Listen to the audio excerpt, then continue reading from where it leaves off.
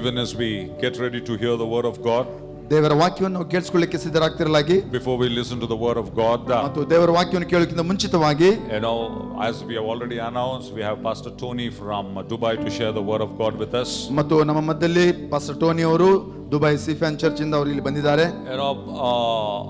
Pastor, can I request you all to stand up? ದಯಮಾಡಿ ನಿಮ್ಮನ್ನು ನಿಂತುಕೊಳ್ಳಬೇಕಾಗಿ ನಾನು ಮನವಿ ಮಾಡ್ತೇನೆ. Pastor Tony is here along with his wife Binu and the two children Nathan and Hosanna. Pastor Tony ಅವರು ತಮ್ಮ ಪತ್ನಿ ಬಿನು ಮತ್ತು ಮಗ ನೇತನ್ ಮತ್ತು ಹೊಸನಾ ಅವರ ಜೊತೆಯಲ್ಲಿ ಇಲ್ಲಿ ಸೇವೆಗಾಗಿ ಬಂದಿದ್ದಾರೆ. Amen. Thank you, Tony. You can be seated. ನಿಮಗೆ ವಂದನೆಗಳು. ದಯಮಾಡಿ ಕೂತ್ಕೊಳ್ಳ್ರಿ. Pastor Tony is an associate pastor with Pastor Srini in Sifan, Dubai. ಮತ್ತು ದುಬೈಲಿರುವಂತಹ ಸಿಫ್ಯಾನ್ ಚರ್ಚ್ ನ ಒಂದು ಸಭಾಪಾಲಕರು ನಮ್ಮ ಪಾಸ್ಟರ್ ಶ್ರೀನಿವಾಸನ್ ಅವರ ಜೊತೆಯಲ್ಲಿ ಪಾಸ್ಟರ್ ಟೋನಿ ಅವರು ಸೇವೆ ಮಾಡ್ತಾ ಇದ್ದಾರೆ. When he came to the church, he was like any of us. He was a member there in the church. ಮತ್ತು ನಮ್ಮಲ್ಲಿ ಎಲ್ಲರೂ ಇದ್ದ ಹಾಗೆ ಅವರು ಸಾಮಾನ್ಯವಾಗಿ ಒಂದು ಸಭಿಕರಾಗಿ ಅಲ್ಲಿ ಬಂದರು. But talking about Pastor Tony is extremely hungry for the Lord. ಮತ್ತು ಪಾಸ್ಟರ್ ಟೋನಿ ಅವರ ಬಗ್ಗೆ ಹೇಳಬೇಕಾದ್ರೆ ನಿಜವಾಗ್ಲೂ ಅವರು ದೇವರಿಗಾಗಿ ಹಸಿದವರಾಗಿದ್ದಾರೆ. Amen. And he is not a full-time minister. ಮತ್ತು ಅವರು ಪರಿಪೂರ್ಣ ಸೇವಕರು ಆಗಿ ಇನ್ನೂ ಇಲ್ಲ. He has a job. He works in the government services there in Dubai. ಮತ್ತು ದುಬೈಲಿರುವಂತಹ ಸರ್ಕಾರಕ್ಕಾಗಿ ಅವರು ಕೆಲಸ ಮಾಡುತ್ತಾ ಸೇವೆ ಮಾಡ್ತಾ ಇದ್ದಾರೆ. He is almost like a CEO. He takes care of the security services in the government, the internet security services. ಮತ್ತು ಅವರು ಆ ಸರ್ಕಾರದಲ್ಲಿ ಒಂದು ಸೆಕ್ಯೂರಿಟಿ ಸರ್ವಿಸ್ ಅಲ್ಲಿ ಒಂದು ಮುಖ್ಯ ಅಧಿಕಾರಿಗಳಾಗಿ ಅವರು ಒಂದು ಜೊತೆಲಿ ಆ ಒಂದು ಮಿನಿಸ್ಟ್ರಿ ಜೊತೆಲಿ ಇದ್ದಾರೆ. He even advises the government there. ಮತ್ತು ಅಲ್ಲಿರುವಂತಹ ಸರ್ಕಾರಕ್ಕೆ ಸಮಾಲೋಚನೆಯನ್ನು ಕೊಡುವಂತಹ ಒಂದು ಪ್ರಾಮುಖ್ಯ ಸ್ಥಾನದಲ್ಲಿ ದೇವರನ್ನು ಇಟ್ಟಿದ್ದಾರೆ. But he is hungry for the Lord. ಆದರೆ ದೇವರಿಗಾಗಿ ಹೆಚ್ಚು ಹಸಿದವರಾಗಿದ್ದಾರೆ. We have seen him grow in the Lord. ಮತ್ತು ಅವರು ದೇವರಲ್ಲಿ ಬೆಳೀತಾ ಇರುವುದನ್ನು ನಾವು ಕಂಡಿದ್ದೇವೆ. And he has got the vision of the El Shaddai Ministries. ಮತ್ತು ಎಲ್ ಶಡೈ ಸಭೆ ಒಂದು ದರ್ಶನ ಅದನ್ನು ಅವರು ಹೊಂದಿಕೊಂಡವರಾಗಿ ಅವರು ನಡೀತಾ ಇದ್ದಾರೆ. Whenever Tony calls, we have a long chat or a long call. He's so hungry. He asks questions. You get a chance. He gets a chance. He will sit with me, sit with us. Any man who has the word, he'll sit, he'll discuss, he'll suck things out of you. ಮತ್ತು Tony ಅವರ ಒಂದು ಗುಣಲಕ್ಷಣ ಏನಂದ್ರೆ ಅವ್ರು ಯಾವಾಗಲಾದ್ರೂ ನನಗೆ ಕಾಲ್ ಮಾಡ್ತಿರುವಾಗ ಅವರ ಒಂದು ಗುಣಲಕ್ಷಣ ಕಲಿಯುವಂತ ಒಂದು ಮನೋಭಾವ. ಸೊ ಅವ್ರು ಕಾಲ್ ಮಾಡಿದಾಗ ತುಂಬಾ ದೀರ್ಘಾವಧಿ ಮಾತನಾಡ್ತಾರೆ, ಅನೇಕ ಪ್ರಶ್ನೆಗಳನ್ನ ಬೈಬಲಿಂದ ಅವ್ರು ಕೇಳ್ತಾರೆ ಮತ್ತು ಅದರಿಂದ ಅವರು ಉತ್ತರ ಪಡೆಯಬೇಕು ಎಂಬ ಒಂದು ಆಸಕ್ತಿಯಿಂದ ಅವರು ಇರುವಂತವರಾಗಿದ್ದಾರೆ. Amen. And wonderful family who has that equally hunger for the Lord. They're serving the Lord together as a family. ಮತ್ತು ಅವರು ಮಾತ್ರವಲ್ಲ, ಅವರ ಪತ್ನಿ ಸಹ ಮತ್ತು ಜೊತೆಯಲ್ಲಿ ಅವರೆಲ್ಲ ಕುಟುಂಬ ಸೇವೆ ಮಾಡಬೇಕನ್ನುವಂತ ತವಕ ಹುಮ್ಮಸ್ಸು ಅವರಲ್ಲಿದೆ. We are glad that they are here as a family to worship with us, and he will also be ministering to us this morning. ನಮ್ಮ ಜೊತೆಯಲ್ಲಿ ಆರಾಧನೆಯಲ್ಲಿ ಇರುವುದಕ್ಕಾಗಿ ಅವರಿಗೆ ವಂದನೆ. ಮತ್ತು ಅದು ಮಾತ್ರವಲ್ಲ, ಈ ರೀತಿಯಲ್ಲಿ ಇಲ್ಲಿ ಸೇವೆಗಾಗಿ ಬಂದದಕ್ಕಾಗಿ ನಾವು ಅವರಿಗೆ ತುಂಬು ಹೃದಯದಿಂದ ನಾವು ಅವರನ್ನ ವಂದಿಸ್ತೇವೆ. So even as Pastor Tony comes, let's welcome him. Big God bless you. ಮತ್ತು ಅವರು ವೇದಿಕೆ ಮೇಲೆ ಬರ್ತಾ ಇದ್ದಾರೆ, ಜೋರಾಗಿ ಚಪ್ಪಾಳೆ ಅವ್ರನ್ನ ಸ್ವಾಗತ ಮಾಡೋಣ.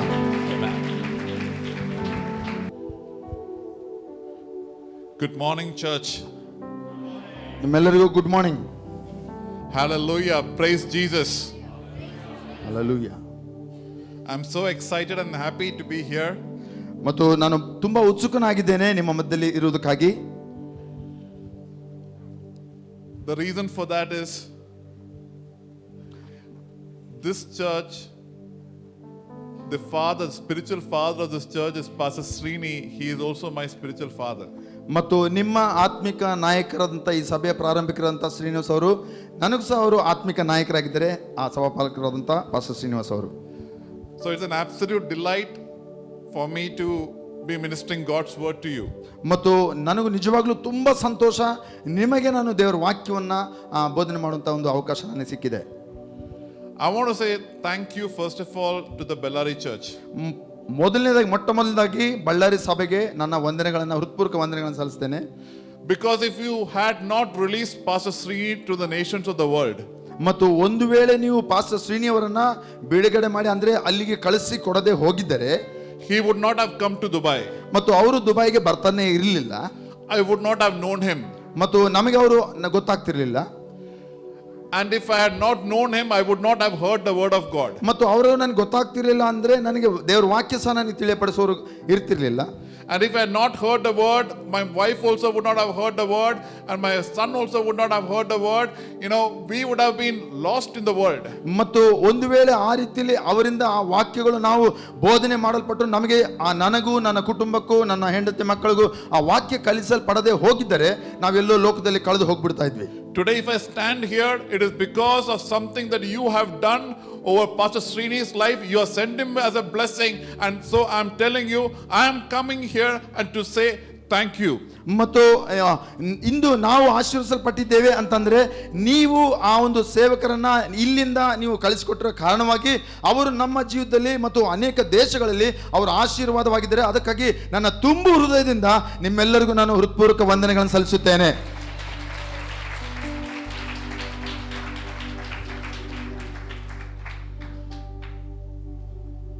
I want to start by saying the title of today's message, it is Limitless Life. ಮತ್ತು ಇಂದಿನ ಒಂದು ವಾಕ್ಯದ ಒಂದು ಶಿರೋನಾಮೆ ಅದು ಲಿಮಿಟ್ಲೆಸ್ ಅಂದ್ರೆ ಮಿತಿ ಇಲ್ಲದ್ದು ಎಂಬುದಾಗಿ ಆಗಿದೆ.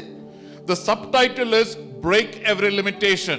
ಮತ್ತು ಅದರ ಒಂದು ಇನ್ನೊಂದು ಹೇಳಿಕೆ ಈ ರೀತಿಯಲ್ಲಿ ಹೇಳಬಹುದು, Break every limitation. ಮತ್ತು ಪ್ರತಿಯೊಂದು ಮಿತಿಗಳನ್ನ ಮುರಿಯಿರಿ. Everyone repeat after me and say, limitless life, break every limitation. Limitless life, break every limitation. ಮಿತಿ ಇಲ್ಲದ ಜೀವನ, ಪ್ರತಿಯೊಂದು ಮಿತಿಗಳನ್ನ ಮುರಿಯಿರಿ. ಎಲ್ಲರೂ ಹೇಳೋಣ, ಮಿತಿ ಇಲ್ಲದ ಜೀವನ, ಪ್ರತಿಯೊಂದು ಮಿತಿಯನ್ನು ಮುರಿಯೋಣ. Amen. Amen. I want to start by reading Ephesians chapter 2 verse 10. It says like this, for we are God's workmanship, created in Christ Jesus for good works, which God prepared in beforehand that we may walk in them. ಮತ್ತು ಎಫೆಸೆ 2:10 ಹೇಳುವ ಪ್ರಕಾರ ನಾವು ಒಂದು ವಚನವನ್ನು ಓದೋಣ. ದೇವರು ಮುಂದಾಗಿ ನೇಮಿಸಿದ ಸತ್ಕ್ರಿಯೆಗಳಲ್ಲಿ ನಾವು ನಡೆಯುವಂತೆ ಕ್ರಿಸ್ತ ಯೇಸುವಿನಲ್ಲಿ ಸೃಷ್ಟಿಸಲ್ಪಟ್ಟವರಾದ ನಾವು ಆತನ ಕೆಲಸವಾಗಿದ್ದೇವೆ. Amen. This scripture is known to all of us probably. ಮತ್ತು ಬಹುಶಃ ಈ ಒಂದು ವಚನ ನಾವೆಲ್ಲರೂ ಓದಿರಬಹುದೇನೋ. The Bible says we are God's workmanship. ಮತ್ತು ದೇವರ ವಾಕ್ಯ ಹೇಳ್ತದೆ ನಾವು ದೇವರ ಒಂದು ಸೃಷ್ಟಿಯಾಗಿದ್ದೇವೆ ಅಥವಾ ಕೈ ಕೆಲಸವಾಗಿದ್ದೇವೆ. The word workmanship is the Greek word is poema. ಮತ್ತು ಆ ವರ್ಕ್ಮ್ಯಾನ್ಶಿಪ್ ಅಂತ ಹೇಳುವಾಗ ಅದನ್ನ ಗ್ರೀಕ್ ಅಲ್ಲಿ ಪೋಯೇಮಾ ಅಂತ ಹೇಳುತ್ತಾರೆ. It means poetry. ಮತ್ತು ಅದರ ಅರ್ಥ ಒಂದು ಕವನ ಎಂಬುದಾಗಿ. It means masterpiece. ಅದರ ಅರ್ಥ ಮತ್ತು ಆತನ ಒಂದು ಕಲೆಕೃತಿ ಅಂತ ಹೇಳಬಹುದು, ಯಜಮಾನನ ಕಲೆಕೃತಿ. I'm a person who writes poetry. ಮತ್ತು ಒಂದು ಕವನವನ್ನು ಬರೆಯುವವನು ನಾನಾಗಿದ್ದೇನೆ. So when I write poetry, it comes because there is a love towards that. ಮತ್ತು ಆ ಕವನವನ್ನು ನಾನು ಬರೆಯುವಾಗ ನನ್ನ ಹೃದಯದಿಂದ ಆ ಒಂದು ಪ್ರೀತಿ ಇರುವ ಕಾರಣವಾಗಿ ನಾನು ಆ ಕವನವನ್ನು ಬರೆಯುತ್ತೇನೆ. So when God designed you, He designed you with love oozing from Him. ಮತ್ತು ದೇವರು ನಿಮ್ಮನ್ನು ಸೃಷ್ಟಿಸಿರುವುದಾದರೆ ದೇವರು ತನ್ನ ಹೃದಯದಿಂದ ಆ ಇರುವಂತ ನಿಮ್ಮ ಮೇಲೆ ಇರುವಂತ ಪ್ರೀತಿಯ ನಿಮಿತ್ತವಾಗಿ ಅದು ಸುರಿಯುತ್ತಾ ಆತ ನಿಮ್ಮನ್ನು ತನ್ನ ಕೃತಿಯಾಗಿ ಅಥವಾ ತನ್ನ ಹಸ್ತಕೃತಿಯಾಗಿ ಮಾಡಿದ್ದಾನೆ. And the Bible says that you are masterpiece. ಮತ್ತು ದೇವರ ವಾಕ್ಯ ಹೇಳ್ತದೆ ನೀವು ಯಜಮಾನನ ಒಂದು ಕೈ ಕೆಲಸವಾಗಿದ್ದೀರಿ. Hallelujah. Hallelujah. So if God designed you, and where did He design you? He designed you in Jesus Christ. ಮತ್ತು ದೇವರು ನಿಮ್ಮನ್ನು ಯಾವಾಗ ಸೃಷ್ಟಿ ಮಾಡಿದನೋ ನೀವು ಕ್ರಿಸ್ತನಲ್ಲಿ ಸೃಷ್ಟಿ ಮಾಡಲ್ಪಟ್ಟಿದ್ದೀರಿ. And if you are designed in Jesus Christ, it means you are designed limitless because Jesus is limitless. ಮತ್ತು ಯಾವಾಗ ನಾವು ಕ್ರಿಸ್ತನಲ್ಲಿ ನೀವು ಸೃಷ್ಟಿ ಮಾಡಲ್ಪಟ್ಟಿರೋ ನೀವು ಮಿತಿ ಇಲ್ಲದವರಾಗಿ ನಿರ್ಮಾಣ ಮಾಡಲ್ಪಟ್ಟಿದ್ದೀರಿ. So I want you to speak to yourself and say, I am designed limitless. ನಾನು ಮಿತಿ ಇಲ್ಲದಾಗಿ ನಾನು ನಿರ್ಮಾಣ ಮಾಡಲ್ಪಟ್ಟಿದ್ದೇನೆ ಎಂದು ಹೇಳೋಣ. Amen. Because you are designed in Jesus Christ. ನಾವು ಕ್ರಿಸ್ತನಲ್ಲಿ ನಿರ್ಮಾಣ ಅಥವಾ ಸೃಷ್ಟಿ ಮಾಡಲ್ಪಟ್ಟಿರೋ ಕಾರಣವಾಗಿ ನಾವು ಮಿತಿ ಇಲ್ಲದಾಗಿ ನಾವು ನಿರ್ಮಾಣ ಮಾಡಲ್ಪಟ್ಟಿದ್ದೇವೆ ಅಥವಾ ಸೃಷ್ಟಿ ಮಾಡಲ್ಪಟ್ಟಿದ್ದೇವೆ. In 1 Thessalonians chapter 5 verse 23 ಮತ್ತು 1 ಥೆಸಲೋನಿಕ 5 verse 23 23ನೇ ಒಂದು ವಚನ, the Bible says, now may the God of peace Himself sanctify you completely, and may your whole spirit, soul and body be preserved blameless at the coming of our Lord Jesus Christ. ಶಾಂತಿದಾಯಕನಾದ ದೇವರು ತಾನೇ ನಿಮ್ಮನ್ನು ಪರಿಪೂರ್ಣವಾಗಿ ಪವಿತ್ರ ಮಾಡಲಿ, ಇದಲ್ಲದೆ ನಮ್ಮ ಕರ್ತನಾದ ಯೇಸು ಕ್ರಿಸ್ತನ ಬರೋಣದಲ್ಲಿ ನಿಮ್ಮ ಆತ್ಮ, ಪ್ರಾಣ ಮತ್ತು ಶರೀರಗಳು ದೋಷವಿಲ್ಲದೆ ಸಂಪೂರ್ಣವಾಗಿ ಕಾಣಿಸುವಂತೆ ಮಾಡಲಿ. I know that this scripture would have been taken in this church 100 times at least. ಮತ್ತು ನನಗೆ ಚೆನ್ನಾಗಿ ಗೊತ್ತದೆ ಈ ಒಂದು ವಚನಗಳನ್ನು ನಾವು ಪದೇ ಪದೇ ಈ ಒಂದು ಸಭೆಯಲ್ಲಿ ನಾವು ಕೇಳಿಸಿಕೊಂಡಿರಬಹುದು. Because this particular scripture I think is one of the favorites of Pastor Anil. ಮತ್ತು ಈ ಒಂದು ವಚನ ಭಾಗ ಪಾಸ್ಟರ್ ಅನಿಲ್ ಅವರ ಒಂದು ಅವರಿಗೆ ಇಷ್ಟವಾದಂತಹ ಒಂದು ವಚನ ಭಾಗವಾಗಿದೆ. See, the scripture talks about you and me. Who is you and me? ಮತ್ತು ವಾಕ್ಯವು ನೀವು ನಾವು ಯಾರಾಗಿದ್ದೇವೆ ಎಂಬುದಾಗಿ ಅದು ನಮ್ಮನ್ನು ಗುರುತಿಸುವಂತೆ ಮಾಡುತ್ತದೆ. The Bible says you are a 3-part being, spirit, soul and body. ಮತ್ತು ದೇವರ ವಾಕ್ಯ ಹೇಳ್ತದೆ ನೀವು 3 ಭಾಗವನ್ನು ಉಳ್ಳವರಾಗಿದ್ದೀರಿ. ನಿಮ್ಮ ಆತ್ಮ, ಪ್ರಾಣ, ಶರೀರವನ್ನು ಒಳಗೊಂಡಿರುವಂತವರಾಗಿದ್ದೀರಿ. You are a spirit being. ಮತ್ತು ನೀವು ಆತ್ಮ ಆಗಿದ್ದೀರಿ. You have a soul or a mind. ನಿಮಗೆ ಪ್ರಾಣ ಅಥವಾ ಮನಸ್ಸುಂಟು. And you live in the body. ನೀವು ಈ ಶರೀರದಲ್ಲಿ ಜೀವನ ಮಾಡುತ್ತಾ ಇದ್ದೀರಾ. Now, if this is the case and God designed you limitless, where did he design you limitless? ಮತ್ತು ದೇವರು ನಿಮ್ಮನ್ನು ಈ ರೀತಿಯಲ್ಲಿ 3 ಭಾಗದಲ್ಲಿ ಸೃಷ್ಟಿ ಮಾಡಿರುವುದಾದರೆ ಮತ್ತು ನೀವು ಯಾವ ಭಾಗದಲ್ಲಿ ಆ ಮಿತಿ ಇಲ್ಲದವರಾಗಿ ದೇವರು ನಿಮ್ಮನ್ನು ನಿರ್ಮಾಣ ಮಾಡಿದ್ದಾನೆ ಅಥವಾ ಸೃಷ್ಟಿ ಮಾಡಿದ್ದಾನೆ? Is it in the spirit, is it in the soul, or is it in the body? ಮತ್ತು ಅದು ಆತ್ಮದಲ್ಲಿಯಾ, ಪ್ರಾಣದಲ್ಲಿಯಾ ಅಥವಾ ಶರೀರದಲ್ಲಿ ಆ ರೀತಿಯಲ್ಲಿ ಮಿತಿ ಇಲ್ಲದವರಾಗಿ ಆತನು ಮಾಡಿದ್ದಾನೆ? ಎಲ್ಲಿ ಮಾಡಿದ್ದಾನೆ? In 1 John chapter 4 verse 17, ಮತ್ತು ಮೊದಲನೇ ಯೋಹಾನ 1 John chapter 4 verse 17, ಮೊದಲನೇ ಯೋಹಾನ 4:17, I will read the last part of the scripture. ಮತ್ತು ಆ ಕೊನೆಯ ಭಾಗವನ್ನು ನಾನು ನಿಮಗೆ ಓದಿ ತಿಳಿಸುತ್ತೇನೆ. It says like this, because as he is, so are we in this world. ಮತ್ತು ಆತನು ಎಂಥವನಾಗಿದ್ದನೋ ನಾವು ಸಹ ಅಂಥವರೇ ಈ ಲೋಕದಲ್ಲಿ ಆಗಿದ್ದೇವೆ. I want you to concentrate what I'm saying. ಮತ್ತು ನಾನು ಹೇಳುವಂತ ಒಂದು ವಚನಗಳನ್ನ ನೀವು ಗಮನವಿಟ್ಟು ಕೇಳಿಸಿಕೊಳ್ಳಬೇಕಾಗಿ ಮನವಿ ಮಾಡುತ್ತೇನೆ. The Bible is talking about two persons. ಮತ್ತು ದೇವರು 2 ತರದ ಜನರ ಬಗ್ಗೆ ಅಲ್ಲಿ ಮಾತನಾಡುತ್ತದೆ. It's talking saying that as he is, who is this he? ಮತ್ತು ಆತನು ಎಂತವನು ಅಂತ ಹೇಳುವಾಗ ಆತನು ಅಂದ್ರೆ ಯಾರದು? Jesus Christ. ಆತನು ಯೇಸು ಆಗಿದ್ದಾನೆ. So the Bible is saying as Jesus is. Now question is, where is Jesus? He is in heavens. ಮತ್ತು ಆತನು ಅಂತ ಹೇಳುವಾಗ ಯೇಸು ಅಂತ ಹೇಳ್ತೇವೆ, ಆದ್ರೆ ಯೇಸು ಎಲ್ಲಿದ್ದಾನೆ? ಆತನು ಪರಲೋಕದಲ್ಲಿದ್ದಾನೆ. Right now his world is heaven. ಮತ್ತು ಈ ಒಂದು ಸಮಯದಲ್ಲಿ ಲೋಕ ಅಂತ ಹೇಳುವಾಗ ಅದು ಪರಲೋಕವೇ, ಅದು ಲೋಕವಾಗಿದೆ. So the Bible is saying as Jesus is in heaven, ಮತ್ತು ಆ ಪರಲೋಕದಲ್ಲಿ ಯೇಸು ಎಂಥವನಾಗಿದ್ದಾನೋ so are you in this world. ಮತ್ತು ಹಾಗೆ ನೀವು ಸಹ ಈ ಲೋಕದಲ್ಲಿ ನೀವಾಗಿದ್ದೀರಿ. Really? Jesus in heaven and me here? The Bible is saying you are equal. ಮತ್ತು ಪರಲೋಕದಲ್ಲಿರುವಂತ ಯೇಸು, ಭೂಲೋಕದಲ್ಲಿರುವಂತ ನೀವಿಬ್ಬರು ಸಮಾನರಾಗಿದ್ದೀರಿ. Where are you? You equal to Jesus.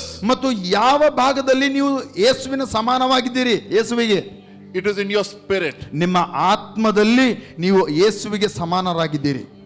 When you are born again, ಮತ್ತು ನೀವು ತಿರುಗಿ ಹುಟ್ಟಿದಾಗ, ದೇವರನ್ನು ನಂಬಿದಾಗ, your spirit became exactly like Jesus Christ. ನಿಮ್ಮ ಆತ್ಮ ಯೇಸು ಯಾವ ರೀತಿ ಇರ್ತಾನೋ ಯಥಾ ರೀತಿಯಾಗಿ ಅದೇ ರೀತಿಯಾಗಿ ನಿಮ್ಮ ಆತ್ಮ ಆಯಿತು. When you received Jesus into your life, ಯೇಸುವನ್ನು ನಿಮ್ಮ ಜೀವಿತದಲ್ಲಿ ನೀವು ಸ್ವೀಕಾರ ಮಾಡಿದಂದು inside of you an operation took place. ಮತ್ತು ನಿಮ್ಮ ಒಳಗಡೆ ಒಂದು ಆಪರೇಷನ್ ಅಥವಾ ಕೆಲಸ ನಡೆಯಿತು. Your spirit changed to be exactly like Christ. ನಿಮ್ಮ ಆತ್ಮ ಆತನು ಯಾವ ರೀತಿ ಇದ್ದನೋ ಯಥಾ ರೀತಿಯಾಗಿ ಆ ಕ್ರಿಸ್ತನ ರೀತಿಯಾಗಿ ಅದು ಮಾಡಲ್ಪಟ್ಟಿತು. In other words, you are Christ equal in your born again spirit. ಮತ್ತು ನಿಮ್ಮ ಒಂದು ತಿರುಗಿ ಹುಟ್ಟಿದ ಒಂದು ಆತ್ಮದಲ್ಲಿ ಆ ಕ್ರಿಸ್ತನು ಕಂಡು ಬರುತ್ತಾನೆ. Hallelujah. Hallelujah. That means in your born again spirit you are a limitless person. ನಿಮ್ಮ ತಿರುಗಿ ಹುಟ್ಟಿದಂತ ಆ ಆತ್ಮದಲ್ಲಿ ನೀವು ಮಿತಿ ಇಲ್ಲದವರಾಗಿದ್ದೀರಿ.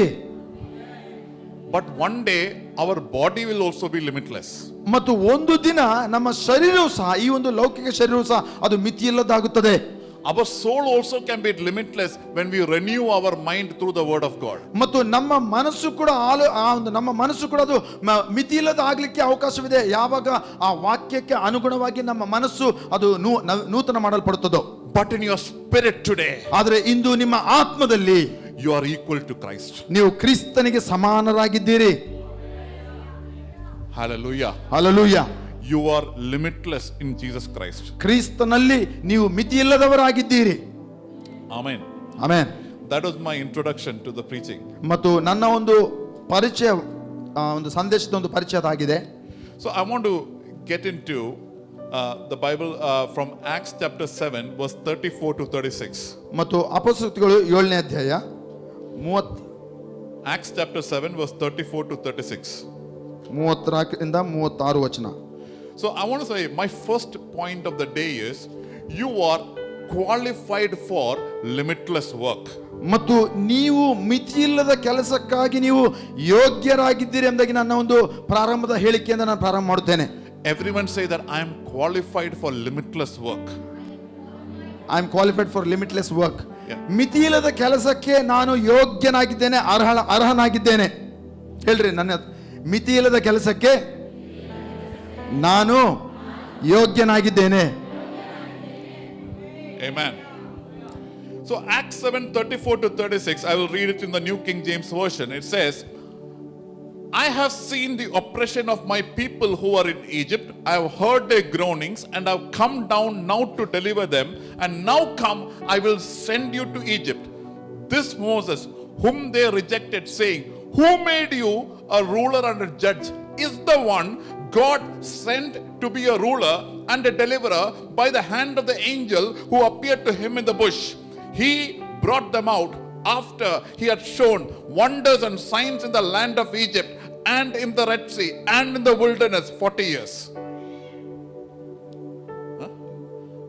Acts chapter 7, 34 to 36. ಓಕೆ.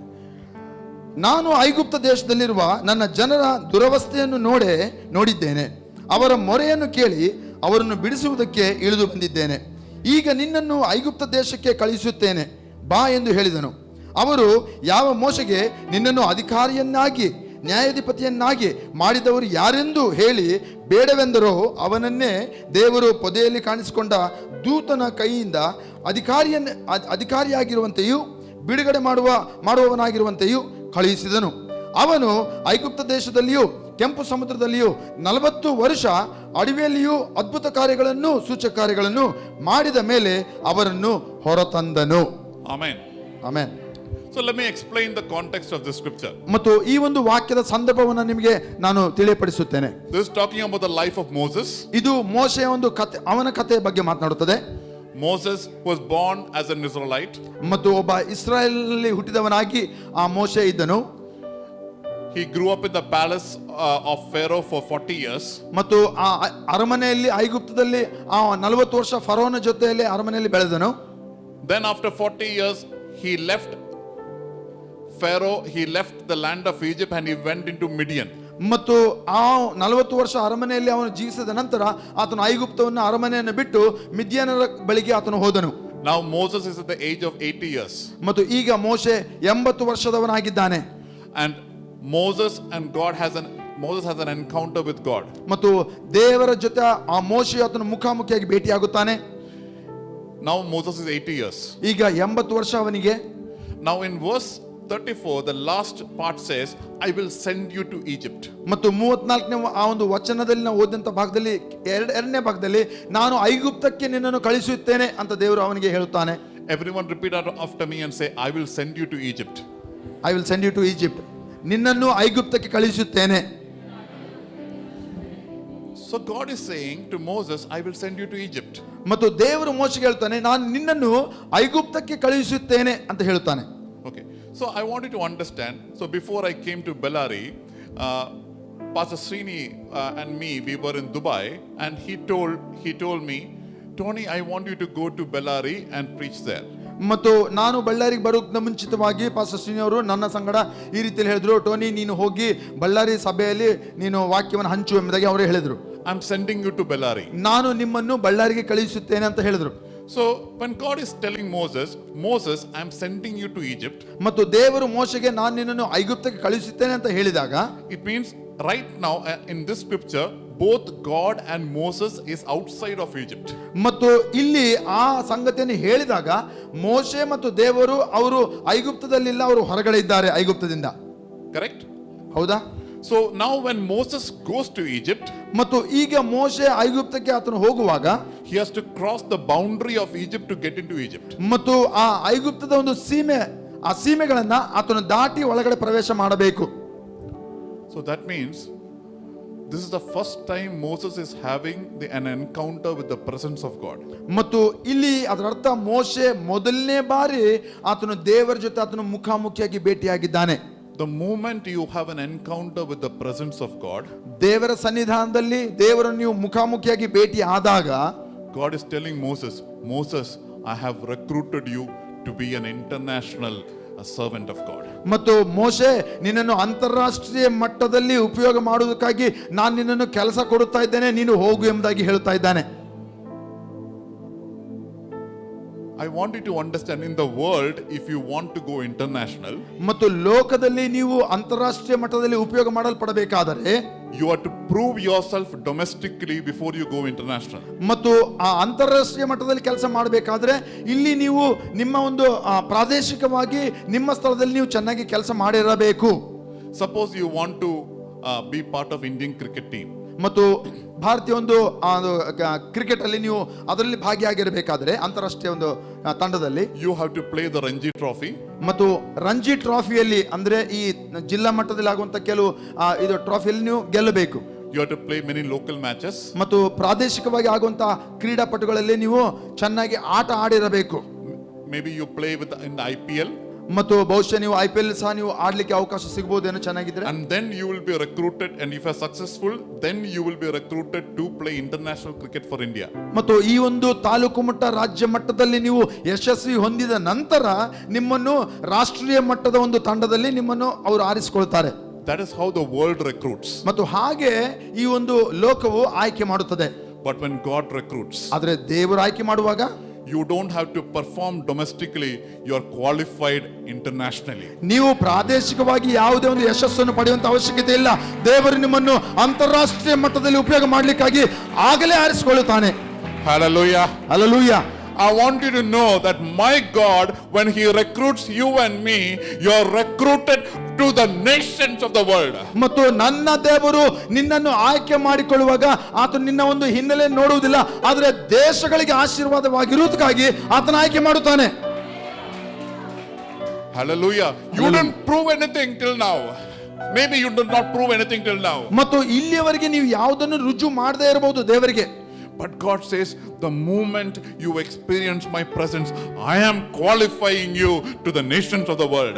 ನನ್ನ ಸನ್ನಿಧಾನವನ್ನು ನೀನು ಅನುಭವಿಸಿದಂತ ದಿನದಿಂದಲೇ ನಿನ್ನನ್ನು ನಾನು ದೇಶಗಳಿಗೆ ಆಶೀರ್ವಾದವಾಗಿ ನಾನು ಆಯ್ಕೆ ಮಾಡುತ್ತೇನೆ ಅಂತ ಹೇಳ್ತಾನೆ. Hallelujah. Hallelujah. You are qualified for limitless work. ಮತ್ತು ನೀವು ಮಿತಿಯಿಲ್ಲದ ಕೆಲಸಕ್ಕಾಗಿ ನೀವು ಯೋಗ್ಯರಾಗಿದ್ದೀರಿ. Now the Bible is saying, ಮತ್ತು ಬೈಬಲ್ ಹೇಳ್ತದೆ in verse 35 says, this Moses whom they rejected. ಮತ್ತು 35ನೇ ಒಂದು ವಚನದಲ್ಲಿ ಯಾವ ಮೋಶೆಯನ್ನು ಇವರು ತಿರಸ್ಕಾರ ಮಾಡಿದರು ಅಂತ ಹೇಳ್ತದೆ. This Moses had a history. ಮತ್ತು ಈ ಮೋಶೆಗೆ ಒಂದು ಇತಿಹಾಸ ಅಥವಾ ಹಿನ್ನೆಲೆ ಇತ್ತು. What was the history of this Moses? Rejection. ಮತ್ತು ಇತಿಹಾಸ ಏನಂದ್ರೆ, ಮೋಶೆಗಾದಂತ ಒಂದು ಇತಿಹಾಸ ಏನಂದ್ರೆ ಅಥವಾ ಹಿನ್ನೆಲೆ ಏನಂದ್ರೆ ಆತನು ತಿರಸ್ಕರಿಸಲ್ಪಟ್ಟವನು. Like Moses, you may also had history. ಮತ್ತು ಮೋಶೆಯ ತರಾನೇ ನಿಮಗೂ ಸಹ ಕೆಲವು ಹಿನ್ನೆಲೆಗಳು ಇರಬಹುದೇನೋ. Like Moses, you may have also felt rejection. ಮತ್ತು ಮೋಶೆಯ ತರಾನೇ ನೀವು ಸಹ ತಿರಸ್ಕಾರ ಮಾಡಲ್ಪಟ್ಟವರು ಆಗಿರಬಹುದು. But the Bible is saying, this Moses whom they rejected is saying, who made you a ruler and judge? ಮತ್ತು ಯಾವ ಜನರು ತಿರಸ್ಕಾರ ಆತನನ್ನು ಮಾಡಿದರೋ, ಮೋಶೆಯನ್ನು ತಿರಸ್ಕಾರ ಮಾಡಿದರೋ, ಮತ್ತು ನಮ್ಮ ಮೇಲೆ ನಿನ್ನನ್ನು ಯಾರು ನ್ಯಾಯಾಧಿಪತಿಯಾಗಿ ಮಾಡಿದರು ಎಂದಾಗೆ ಕೇಳಿದರೋ, ಪ್ರಶ್ನೆಗಳನ್ನು ಮಾಡಿದರೋ. So the history of Moses was rejection. ಮತ್ತು ಆ ಮೋಶೆ ಒಂದು ಇತಿಹಾಸ ಏನಂದ್ರೆ ಆತನು ತಿರಸ್ಕಾರ ಮಾಡಲ್ಪಟ್ಟವನು. And if you read the Bible, it says, who made you a ruler and judge? ಮತ್ತು ನಮ್ಮ ಮೇಲೆ ನಿನ್ನನ್ನು ಯಾರು ನ್ಯಾಯ ತೀರ್ಪು ಮಾಡ್ಲಿಕ್ಕಾಗಿ ನಿನಗೆ ಅಧಿಕಾರ ಕೊಟ್ಟರು, ಯಾರು ನಿನಗೆ ಅಧಿಕಾರ ಕೊಟ್ಟವರು ಎಂದು ಕೇಳಿದರು. Who said? His own people told Moses. Two people, when Moses tried to interfere between their problem, they said, Moses, who made you ruler and judge? ಮತ್ತು ಆ ಇಬ್ಬರ ನಡುವೆ, ಐಗುಪ್ತರ ನಡುವೆ ನಡೀತಿರುವಂತಹ ಜಗಳದಲ್ಲಿ ಆ ಮೋಶೆ ಮಧ್ಯದಲ್ಲಿ ಹೋದಾಗ ಅವರು ಕೇಳಿದರು, ಮೋಶೆ, ನಿನ್ನನ್ನು ಯಾರು ನಮ್ಮ ಮಧ್ಯದಲ್ಲಿ ನ್ಯಾಯವನ್ನು ತೀರಿಸುವುದಕ್ಕಾಗಿ ನಿನಗೆ ಅಧಿಕಾರ ಕೊಟ್ಟರು ಎಂದಾಗ ಅವರು ಪ್ರಶ್ನೆ ಮಾಡ್ತಾರೆ. And the Bible says, who made you ruler and judge is followed by a question mark. ಮತ್ತು ಆ ರೀತಿಯಲ್ಲಿ ಆ ಬೈಬಲ್ ಅಲ್ಲಿ ನೋಡ್ತೇವೆ, ಅದು ಪ್ರಶ್ನಾರ್ಥಕವಾಗಿ ಅಲ್ಲಿ ಹೇಳಲ್ಪಟ್ಟಿದೆ, ಯಾರು ನಿನಗೆ ಅಧಿಕಾರ ಕೊಟ್ಟರು ಎಂಬುದಾಗಿ. Now the next part of the scripture ಮತ್ತು ಇಲ್ಲಿರುವಂತಹ ಮುಂಭಾಗದ ಒಂದು ವಚನ ಏನಂದ್ರೆ, is the one God sent. ಮತ್ತು ಅಂಥವನನ್ನೇ ದೇವರು ಕಳುಹಿಸಿಕೊಟ್ಟನು ಎಂಬುದಾಗಿ ಹೇಳ್ತದೆ.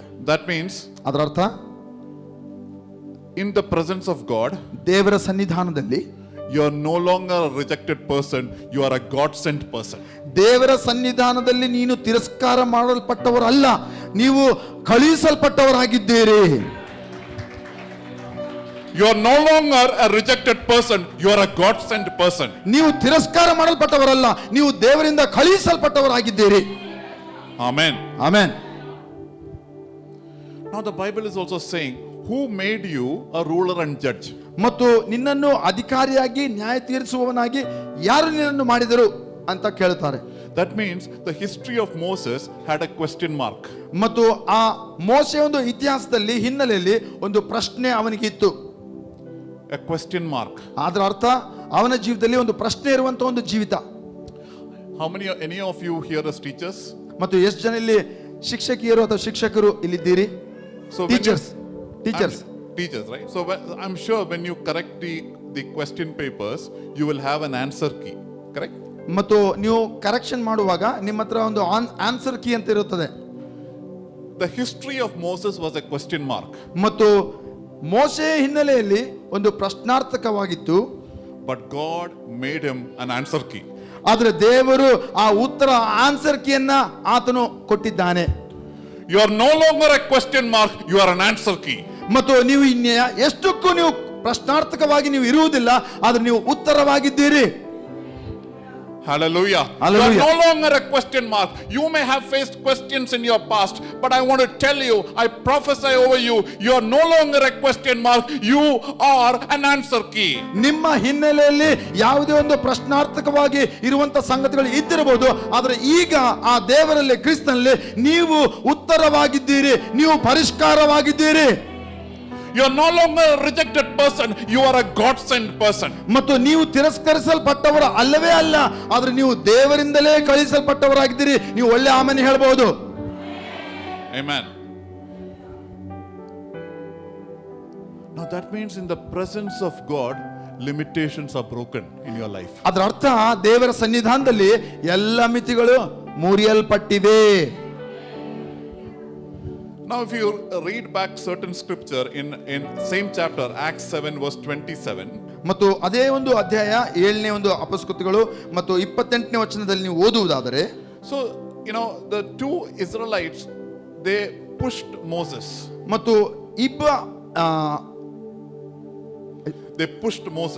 ಮತ್ತು ಇಬ್ಬರು ಆ ಮೋಶೆಯನ್ನು ಅವರು ತಳ್ಳಿದರು. So Moses experienced being like a pushover. ಮತ್ತು ಆ ಮೋಶೆ ಜನರಿಂದ ತಳ್ಳಲ್ಪಟ್ಟವನಾಗಿ ಇದ್ದನು. He experienced being a pushover.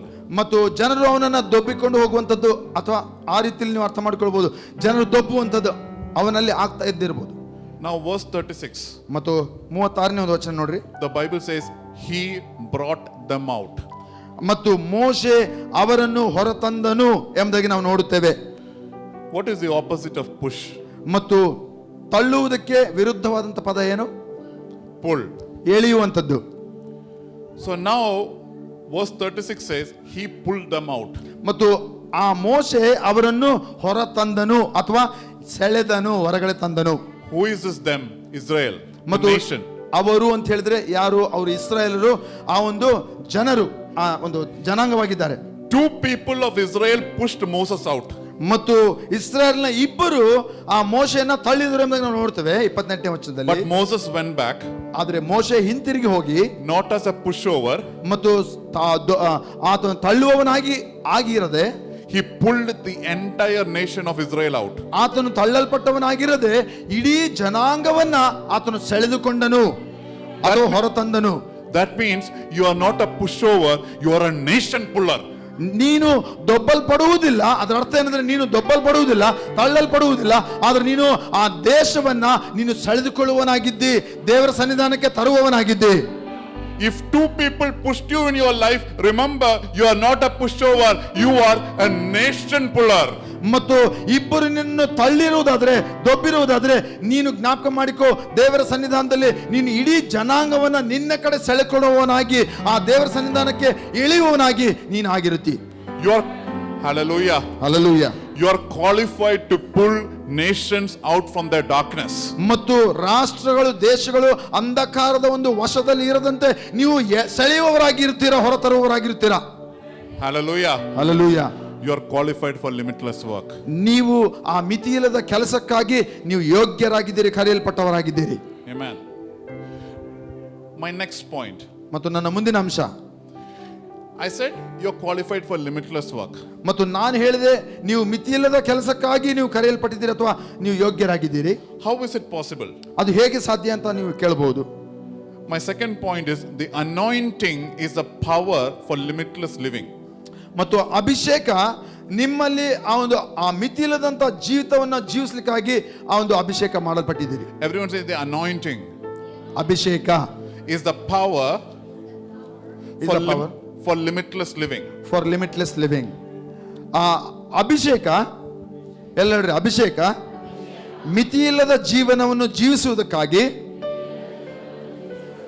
ನನಗೆ ಸಾಮರ್ಥ್ಯ ಕೊಡುತ್ತದೆ, ಬಲ ಕೊಡುತ್ತದೆ. I want to speak to you from the life of David. ಮತ್ತು ದಾವೀದನ ಒಂದು ಜೀವಿತದಿಂದ ನಿಮ್ಮ ಸಂಗಡ ಮಾತನಾಡಲು ಬಯಸುತ್ತೇನೆ. Let me read from 1 Samuel chapter 16 verse 1. 1 ಸಮುವೇಲ 16ನೇ ಅಧ್ಯಾಯ Verse 1. ಮೊದಲನೇ ವಚನ. Now the Lord said to Samuel, how long will you mourn for Saul, seeing I have rejected him from reigning over Israel? Fill your horn with oil and go. I am sending you to Jesse the Bethlehemite, for I have provided myself a king among his sons. ಮತ್ತು ಕರ್ತನು ಸಮುವೇಲನಿಗೆ, ಇಸ್ರಾಯೇಲಿನ ಅರಸನಾಗಿರುವ ಹಾಗೆ ನಾನು ಅಲಕ್ಷ್ಯ ಮಾಡಿದ ಸೌಲನಿಗೋಸ್ಕರ ನೀನು ಎಷ್ಟರವರೆಗೆ ದುಃಖವುಳ್ಳವನಾಗಿರುವಿ? ನೀನು ನಿನ್ನ ಕೊಂಬನ್ನು ತೈಲದಿಂದ ತುಂಬಿಸಿಕೊಂಡು ಬಾ, ಬೆತ್ಲೆಹೇಮಿನವನಾದ ಇಷಯನ ಬಳಿಗೆ ನಿನ್ನನ್ನು ಕಳುಹಿಸುವೆನು. So I'll also read verse 3. Then invite Jesse to the sacrifice, and I will show you what you shall do. You shall anoint for me the one I name to you. ಇಷಯನನ್ನು ಯಜ್ಞ ಅರ್ಪಿಸುವುದಕ್ಕೆ ಕರೆಯಬೇಕು, ಆಗ ನೀನು ಮಾಡಬೇಕಾದದ್ದನ್ನು ನಾನು ನಿನಗೆ ತಿಳಿಸುವೆನು. ನಾನು ನಿನಗೆ ಯಾವನ ಹೆಸರನ್ನು ಹೇಳುತ್ತೇನೋ ಅವನನ್ನು ನೀನು ನನಗೋಸ್ಕರ ಅಭಿಷೇಕಿಸಬೇಕು ಅಂದನು. The Bible says God chose somebody from the family of Jesse the Bethlehemite. ಮತ್ತು ಆ ಬೆತ್ಲೆಹೇಮಿನವನಾದಂಥ ಇಷಯನ ಒಂದು ಕುಟುಂಬದಿಂದ ಅವನ ಮಕ್ಕಳಲ್ಲಿ ದೇವರು ಒಬ್ಬನನ್ನ ಆರಿಸಿಕೊಳ್ತಾನೆ. He chose a king for himself. ಮತ್ತು ದೇವರು ತನಗಾಗಿ ಒಬ್ಬ ಅರಸನನ್ನ ಆತನು ಆಯ್ಕೆ ಮಾಡಿಕೊಳ್ಳಿಕ್ಕಿದ್ದಾನೆ. So God is telling Samuel, fill your horn with oil and go and anoint. ಮತ್ತು ಸಮುವೇಲನಿಗೆ ದೇವರು ಹೇಳ್ತಾನೆ, ನಿನ್ನ ಕೊಂಬಲ್ಲಿ ತೈಲವನ್ನು ಇಟ್ಟುಕೊಂಡು ನೀನು ಅಲ್ಲಿಗೆ ಹೋಗು ಇಷಯನ ಮನೆಗೆ ಎಂಬುದಾಗಿ. The word anointing means the rub of oil representing the Holy Spirit.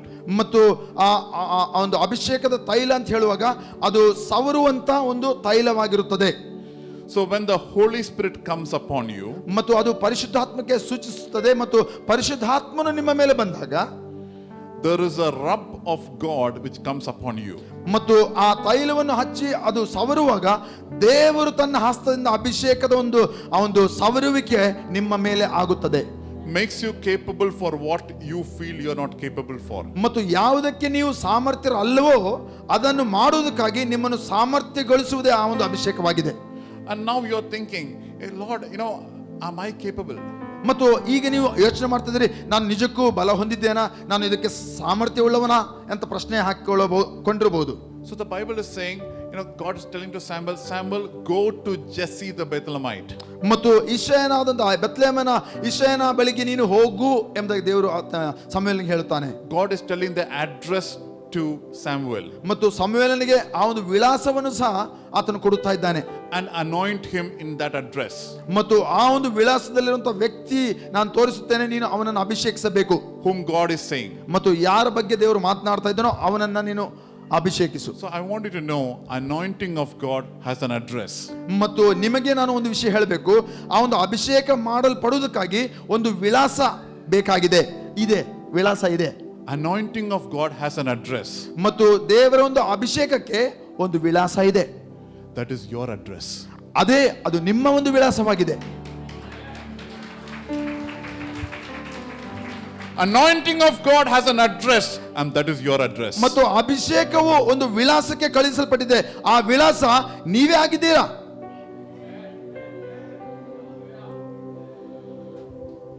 Now, this whole chapter is talking about David, but I will just skip many parts. I'll just come to the main things. ಮತ್ತು ಈ ಎಲ್ಲ ಭಾಗದಲ್ಲಿ ದಾವೀದನ ಬಗ್ಗೆ ಬರುತ್ತದೆ. ನಾನು ಎಲ್ಲವನ್ನು ಓದ್ತಾ ಇಲ್ಲ, ಆದರೆ ಮುಖ್ಯವಾದಂತ ಒಂದು ಕೆಲವು ಅಂಶಗಳನ್ನು ನಾನು ನಿಮಗೆ ತೋರಿಸಲು ಬಯಸ್ತೇನೆ. So when Jesse saw Samuel, ಮತ್ತು ಇಷಯನು ಆ ಒಂದು ಸಮುವೇಲನನ್ನು ನೋಡಿದಾಗ, Jesse brought out 7 of his sons. ಮತ್ತು ತನ್ನ ಎಲ್ಲಾ ಮಕ್ಕಳನ್ನ, ಆತನು 7 ಮಕ್ಕಳನ್ನ ಅಲ್ಲಿ ಕರೆ ಕಳಿಸುತ್ತಾನೆ. And passed them before Samuel. ಮತ್ತು ಎಲ್ಲರೂ ಆ ಸಮುವೇಲನ ಮುಂದೆ ಹಾದು ಹೋಗುವುದಕ್ಕಾಗಿ ಆತನು ಕಳುಹಿಸುತ್ತಾನೆ. Even Samuel thought, the eldest is the one. ಮತ್ತು ಸಮುವೇಲನು ಸಹ ಆತನು ಅಂದುಕೊಳ್ತಾನೆ, ದೊಡ್ಡವನು ಹಿರಿಯ ಮಗನು, ಅವನೇ ಅಭಿಷೇಕಿಸಲ್ಪಟ್ಟವನು ಎಂಬುದಾಗಿ ಅಂದುಕೊಳ್ತಾನೆ. But God said that's not the one. ಆದರೆ ದೇವರು ಹೇಳ್ತಾನೆ, ಇಲ್ಲ ಇಲ್ಲ, ಅವನಲ್ಲ. All 7 came before Samuel. ಮತ್ತು ಆ ಎಲ್ಲಾ 7 ಜನ ಮಕ್ಕಳು ಸಮುವೇಲನ ಮುಂದೆ ಹಾದು ಹೋಗುತ್ತಾರೆ. And none of them were selected by God. ಮತ್ತು ದೇವರಿಂದ ಯಾರು ಸಹ ಅಲ್ಲಿ ಇನ್ನೂ ಆಯ್ಕೆ ಮಾಡಲ್ಪಡಲಿಲ್ಲ. So Samuel asked Jesse, is there anybody else? ಮತ್ತು ಸಮುವೇಲನು ಪ್ರವಾದಿ ಕೇಳುತ್ತಾನೆ ಇಷಯನಿಗೆ, ಇನ್ನೂ ಯಾರಾದರೂ ಇದ್ದಾರಾ ನಿನ್ನ ಮನೆಯಲ್ಲಿ ಎಂಬುದಾಗಿ. Then verse 11 says, there remains yet the youngest. ಮತ್ತು 11ನೇ ವಚನದಲ್ಲಿ ಅಲ್ಲಿ ಹೇಳ್ತಾನೆ, ಇಷಯನು ಹೇಳುತ್ತಾನೆ, ಅದಕ್ಕವನು ಇವರೆಲ್ಲರಿಗಿಂತಲೂ ಚಿಕ್ಕವನೊಬ್ಬನು ಉಳಿದಿದ್ದಾನೆ ಅಂತ ಹೇಳ್ತಾನೆ. And there he is. ಮತ್ತು ಅದು ಅಲ್ಲಿದ್ದಾನೆ. Now I want you to use your imagination. ಮತ್ತು ನೀವು ಸ್ವಲ್ಪ ಕಾಲ್ಪನಿಕವಾಗಿ ಅಂದ್ರೆ ಊಹೆ ಮಾಡ್ರಿ. So when Samuel went to Jesse, it is like an open field. ಮತ್ತು ಮತ್ತು ಸಮುವೇಲನು ಒಂದು ಹೊರಗಡೆ ಒಂದು ಪ್ರದೇಶದಲ್ಲಿ ಆತನಿದ್ದಾನೆ. So Jesse said, there he is. ಆ ಬಯಲಿನಲ್ಲಿ ಇರುವಾಗ ಈ ಇಷಯನು ಹೇಳ್ತಾನೆ, ಅಗೋ ಅಲ್ಲಿದ್ದಾನೆ ನೋಡು ಅಂತ ತೋರಿಸುತ್ತಾನೆ. His own father could point to David and say, there he is. ಮತ್ತು ತನ್ನ ಸ್ವತಃ ತಂದೆ ಮಗನ ಕಡೆ ಸೂಚನೆ ಮಾಡಿ ತೋರಿಸಿದ್ದು, ಅಗೋ ಅಲ್ಲಿದ್ದಾನೆ ಎಂಬುದಾಗಿ. So David was at finger pointing distance from this what is happening here. ಮತ್ತು ಇಲ್ಲಿ ಆಗುತ್ತಾ ಇರುವಂತಹ ಒಂದು ಘಟನೆ ಮತ್ತು ಆ ದಾವೀದನಿಗೆ ಇರುವಂತ ಅಂತರ, ಆ ಬೆರಳಿನಿಂದ ತೋರಿಸುವಂತ ಸೂಚಿಸುವಂತ ಅಂತರದಲ್ಲಿ ಅವನಿದ್ದಾನೆ. I don't know about Bellary, but if it is in my home state of Kerala. ಮತ್ತು ಬಳ್ಳಾರಿ ಬಗ್ಗೆ ನನಗೆ ಗೊತ್ತಿಲ್ಲ, ನನ್ನ ಒಂದು ರಾಜ್ಯ ಕೇರಳದಲ್ಲಿ in open field, ಮತ್ತು ಬಯಲಿನಲ್ಲಿ, if you want to call somebody standing a little far, ಮತ್ತು ಯಾರಾದರೂ ದೂರದಲ್ಲಿದ್ದವ್ರನ್ನ ನಾನು ಬೆರಳೆಚ್ಚಿ ಆ ರೀತಿಯಲ್ಲಿ ತೋರಿಸ್ಬೇಕಂದ್ರೆ, we'll call that person and say, "Kui!" ಮತ್ತು ಆ ಒಂದು ವ್ಯಕ್ತಿನ ಆ ರೀತಿಯಲ್ಲಿ ಶಬ್ದ ಮಾಡಿ ನಾವು ಕರೀಬೇಕಾಗ್ತದೆ. If Jesse wanted, Jesse could have said, "Davide, kui and come." ಮತ್ತು ಆ ಇಷಯನು ತಂದೆ ಅವನನ್ನ ಕರಿಬೇಕಾದ್ರೆ ಆತನು ಶಬ್ದ ಮಾಡಿ ಆ ರೀತಿಯಲ್ಲಿ ಅವನ ಸೆಳೆದು ಅವನನ್ನ ಕರಿಬಹುದಾಗಿತ್ತು. Because David was at finger pointing distance. ಮತ್ತು ದಾವೀದನು ಕೈ ತೋರಿಸುವಂತ ಅಂತರದಲ್ಲೇ ಅಷ್ಟೇ ಅಂತರದಲ್ಲಿದ್ದಾನೆ. But when God calls you, he never says, "Kui, come." ಮತ್ತು ದೇವರು ಕರೆಯುವಾಗ ಆ ರೀತಿಯಲ್ಲಿ ಶಬ್ದ ಮಾಡಿ ಆತನು ನಮ್ಮನ್ನು ಕರೆಯುವುದಿಲ್ಲ. Because the Bible says, and Samuel said to Jesse, send and bring him. When God calls you, he will send for you. ಮತ್ತು ದೇವರು ನಿಮ್ಮನ್ನು ಯೋಗ್ಯರಾಗಿ ಕರೆಯುವಾಗ ಆತನು ಯಾರನ್ನಾದರೂ ಕಳಿಸಿ ನಿಮ್ಮನ್ನು ಆತನು ಕಳಿಸುತ್ತಾನೆ. God honors you in your call, he will send for you. ಮತ್ತು ನಿಮಗೆ ಇರುವಂತ ಕರೆಯನ್ನು ಆತನು ಗೌರವಿಸುತ್ತಾ ನಿಮ್ಮನ್ನು ಆತನು ಬೇರೆಯವರಿಂದ ಆತನು ಕಳಿಸುತ್ತಾನೆ. Now David comes, Samuel now anoints David. ಮತ್ತು ದಾವೀದನು ಬರುತ್ತಾನೆ, ಸಮುವೇಲನಾದ ಪ್ರವಾದಿ ಆತನು ಅವನನ್ನು ಅಭಿಷೇಕ ಮಾಡುತ್ತಾನೆ. So the Bible says Samuel anointed him in front of his brothers and his father. ಮತ್ತು ಸಮುವೇಲನು ಇಷಯನು ಮತ್ತು ತನ್ನ 7 ಮಂದಿ ಮಕ್ಕಳ ಮುಂದೆ ದಾವೀದನನ್ನ ಅಭಿಷೇಕ ಮಾಡಿದನು. But I want to read verse 13. ಮತ್ತು 13ನೇ ವಚನ ನೀವು ಗಮನಿಸಬೇಕಾಗಿ ನಾನು ಬೇಡಿಕೊಳ್ತೇನೆ. Then Samuel took the horn of oil and anointed him in the midst of his brothers, and the Spirit of the Lord came upon David from that day forward. So Samuel arose and went to Ramah. ಸಮುವೇಲನು ಎಣ್ಣೆ ಇರುವ ಕೊಂಬನ್ನು ತೆಗೆದುಕೊಂಡು ಅವನನ್ನು ಅವನ ಸಹೋದರರ ಮಧ್ಯದಲ್ಲಿ ಅಭಿಷೇಕ ಮಾಡಿದನು. ಆ ದಿವಸದಲ್ಲೇ ಕರ್ತನ ಆತ್ಮನು ದಾವೀದನ ಮೇಲೆ ಬಂದನು ಮತ್ತು ಸಮುವೇಲನು ಎದ್ದು ರಾಮಕ್ಕೆ ಹೋದನು. Something happened on the day of anointing. ಮತ್ತು ಆ ಅಭಿಷೇಕ ಮಾಡಿದಂತ ದಿನದಂದು ಅಲ್ಲಿ ಏನೋ ಆಯಿತು. Something happened the moment David was anointed.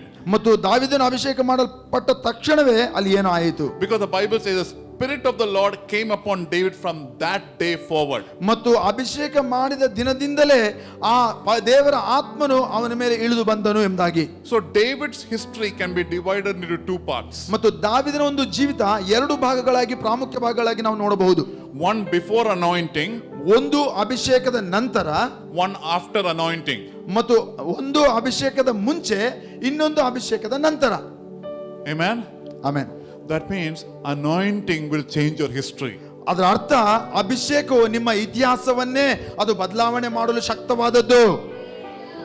The anointing of God will change your history.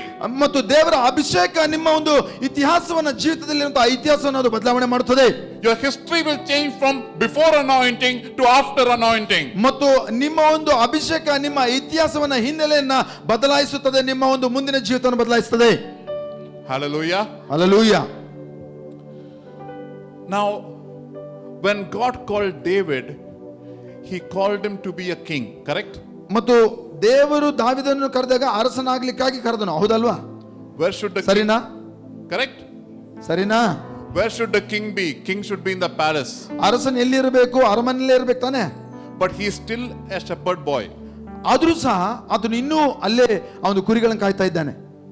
Now something happens in the palace. ಮತ್ತು ಅರಮನೆಯಲ್ಲಿ ಏನೋ ಆಗುತ್ತದೆ. Verse 14 to 16. ಮತ್ತು 14ರಿಂದ 16 ವಚನಗಳು. Will not read it, you can go back and refer this. ಮತ್ತು ನೀವು ಈಗ ಓದುತ್ತಾ ಇಲ್ಲ, ನೀವು ಹಿಂದಕ್ಕೆ ಮನೆಗೆ ಹೋದ ನಂತರ ಅದನ್ನು ನೋಡ್ಕೊಳ್ಬಹುದು. Something happens in the palace. ಮತ್ತು ಅರಮನೆಯಲ್ಲಿ ಏನೋ ಆಗುತ್ತದೆ. The moment the Spirit of God came upon David, ಮತ್ತು ದಾವೀದನ ಮೇಲೆ ಆ ದೇವರ ಆತ್ಮನು ಇಳಿದು ಬಂದ ತಕ್ಷಣದಿಂದ the Spirit of God left Saul.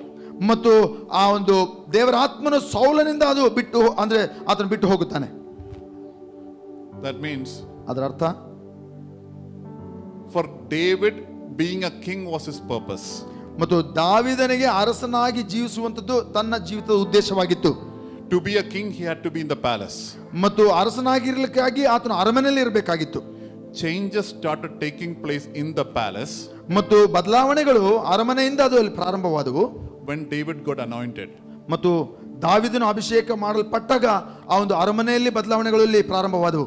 In the same way, ಮತ್ತು ಅದೇ ರೀತಿಯಲ್ಲಿ when you are anointed, ನೀವು ಅಭಿಷೇಕ ಮಾಡಲ್ಪಟ್ಟ ದಿನದಿಂದ there is a place where God wants you to be. ನೀನು ಯಾವುದೋ ಒಂದು ಸ್ಥಳದಲ್ಲಿ ದೇವರು ಉದ್ದೇಶಿಸಿರುವಂತ ಸ್ಥಳದಲ್ಲಿ ಇರಬೇಕು. God is working in a way that you cannot understand, bringing changes in that place so that you can go in. ಮತ್ತು ನೀವು ಯಾವ ಸ್ಥಳದಲ್ಲಿ ಇರಬೇಕಾಗಿತ್ತೋ ಆ ಸ್ಥಳದಲ್ಲಿ ಬೇಕಾಗಿರುವಂತಹ ಬದಲಾವಣೆಗಳನ್ನ ನೀನು ಅಭಿಷೇಕ ಮಾಡಲ್ಪಟ್ಟಂತ ದಿನದಿಂದ ಆತನಲ್ಲಿ ಕಾರ್ಯ ಮಾಡಲಿಕ್ಕೆ ಪ್ರಾರಂಭ ಮಾಡಿದ್ದಾನೆ. Hallelujah. Hallelujah. The moment you are anointed, there will be changes in the place that you are supposed to go. ಯಾವ ಕ್ಷಣ ನೀವು ಅಭಿಷೇಕ ಮಾಡಲ್ಪಟ್ಟಿರೋ ಆ ದಿನದಿಂದ, ಆ ಕ್ಷಣದಿಂದ ನೀನು ಎಲ್ಲಿಗೆ ಸೇರಬೇಕೋ ಆ ಸ್ಥಳದಲ್ಲಿ ಬದಲಾವಣೆಗಳು ಪ್ರಾರಂಭ ಆಗಿದೆ. Where God will create an entry for you. ಮತ್ತು ನಿಮಗಾಗಿ ಆ ಒಂದು ಮಾರ್ಗವನ್ನು ಆತನು ಸಿದ್ಧ ಮಾಡುತ್ತಾ ಇದ್ದಾನೆ. People will exit so that you can enter that place. ಮತ್ತು ಜನರು ಬಿಟ್ಟು ಹೋಗುತ್ತಾರೆ ಆ ಸ್ಥಳಗಳಿಂದ, ಮತ್ತು ನೀವು ಆ ಸ್ಥಳಗಳಲ್ಲಿ ಪ್ರವೇಶ ಮಾಡುವಂತೆ ಅದು ಆಗುತ್ತದೆ ದೇವರು ಮಾಡುವಂತ ಕೆಲಸ.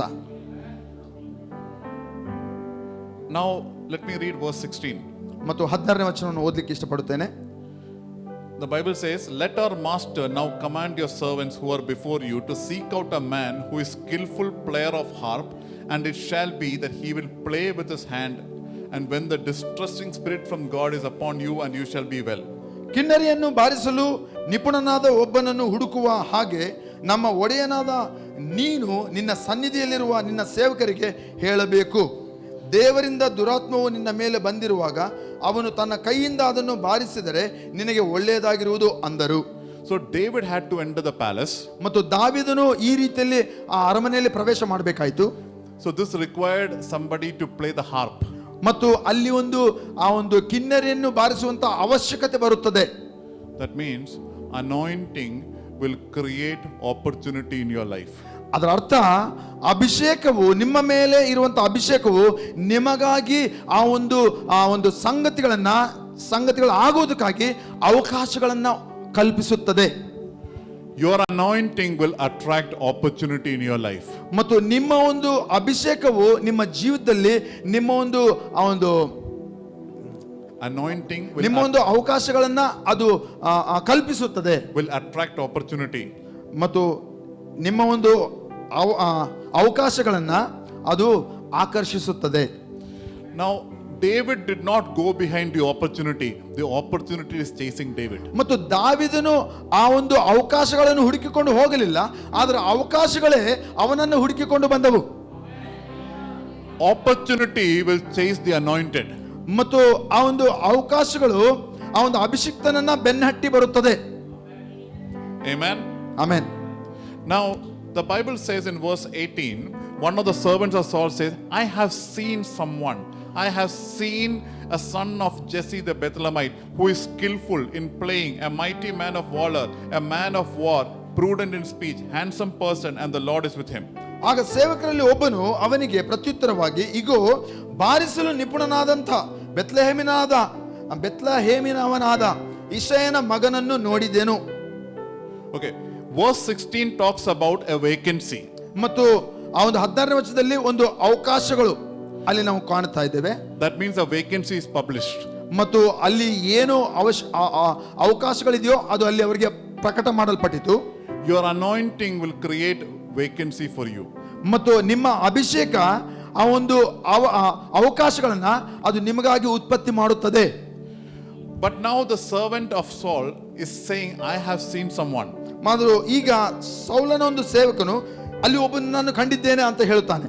But who was this person? It's talking about David. ಮತ್ತು ಆತನ ಯಾರ ಬಗ್ಗೆ ಮಾತಾಡ್ತಾ ಇದ್ದಾನೆ? ಆ ದಾವೀದನ ಬಗ್ಗೆನೇ ಮಾತನಾಡ್ತಾ ಇದ್ದಾನೆ ಸೇವಕನು. But in the same chapter, a few verses back, his father himself forgot him. ಮತ್ತು ಕೆಲವು ವಚನಗಳ ಹಿಂಭಾಗದಲ್ಲಿ ಆ ತಂದೆಯಾದಂತ ಈಶೆಯನು ಆ ಮಗನನ್ನೇ ಮರೆತು ಹೋದಂತ ಒಂದು ಸನ್ನಿವೇಶ. He was like the unseen David. ಮತ್ತು ಕಾಣದೇ ಇರುವಂತ ಒಂದು ದಾವೀದನಾಗಿ ಅಲ್ಲಿ ಉಳ್ಕೊಂಡಿದ್ದಾನೆ ತಂದೆ ಮನೆಯಲ್ಲಿ. But after the anointing. ಆದ್ರೆ ಅಭಿಷೇಕ ಆದ ನಂತರ. But after the anointing. ಆದ್ರೆ ಅಭಿಷೇಕ ಆದ ನಂತರ. The servant of Saul said, I have seen. ಸೌಲನ ಸೇವಕನು ಹೇಳ್ತಾನೆ, ನಾನು ಇಂಥವನನ್ನ ನೋಡಿದ್ದೇನೆ. That means the anointing of God will change David from an unseen David to a seen David. ಅದರ ಅರ್ಥ ಅಭಿಷೇಕ ಮಾಡಲ್ಪಟ್ಟ ನಂತರ ಕಾಣದೇ ಇರುವಂತ ಒಂದು ಆ ದಾವೀದನು ಮಗನು ಈಗ ಗುರುತಿಸುವಂತ ಒಂದು ಮಗನಾಗಿ ಅಲ್ಲಿ ಕಂಡು ಬರುತ್ತಾ ಇದ್ದಾನೆ. Amen. Amen. The anointing changed David from an unheard David to a heard David. ಮತ್ತು ಅಭಿಷೇಕವು ಕೇಳಿಸಿಕೊಳ್ಳದೇ ಇರುವಂತ ದಾವೀದನನ್ನ ಕೇಳಿಸಿಕೊಂಡಂತ ಒಂದು ಆ ದಾವೀದನಾಗಿ ಅಲ್ಲಿ ಗುರುತಿಸುತ್ತಾ ಇದೆ. The anointing upon David changed David from an unknown David to be a known David. ಮತ್ತು ತಿಳಿಯದೇ ಇರುವಂತ ದಾವೀದನ ಬಗ್ಗೆ ಅಭಿಷೇಕ ಆದ ನಂತರ ಅವನು ತಿಳಿಯಲ್ಪಡುವಂತ ಒಂದು ದಾವೀದನಾಗಿ ಅವನನ್ನ ಅದು ಗುರುತಿಸುತ್ತಾ ಇದೆ. The anointing will change your visibility. ಮತ್ತು ಆ ಒಂದು ಅಭಿಷೇಕವು ನೀವು ಕಂಡು ಬರುವಂತೆ ಅದು ಮಾಡುತ್ತದೆ. Your CV will be picked up in the place of your purpose. ಮತ್ತು ನಿಮ್ಮ ಒಂದು ಉದ್ದೇಶಗಳಲ್ಲಿ ನೀವು ಇರುವುದಕ್ಕಾಗಿ ನೀವು ಆಯ್ಕೆ ಮಾಡಲ್ಪಡುತ್ತೀರಾ ಈ ಒಂದು ಅಭಿಷೇಕದಿಂದ. Your application will be picked up in the place of your purpose. ಮತ್ತು ನಿಮ್ಮ ಒಂದು ಉದ್ದೇಶಿತ ಸ್ಥಳದಲ್ಲಿ ನಿಮ್ಮ ಒಂದು ಅಪ್ಲಿಕೇಶನ್ಗಳು ಅದು ಅವರು ಸ್ವೀಕರಿಸುತ್ತಾರೆ, ನಿಮ್ಮನ್ನು ತೆಗೆದುಕೊಳ್ಳುತ್ತಾರೆ. The unseen you will be seen. ಮತ್ತು ನೀವು ಕಾಣದೇ ಇರುವಂತ ವ್ಯಕ್ತಿ ಅಂತ ನೀವು ಅಭಿಷೇಕ ಆದ ನಂತರ ನೀವು ಕಂಡು ಬರುತ್ತೀರಾ.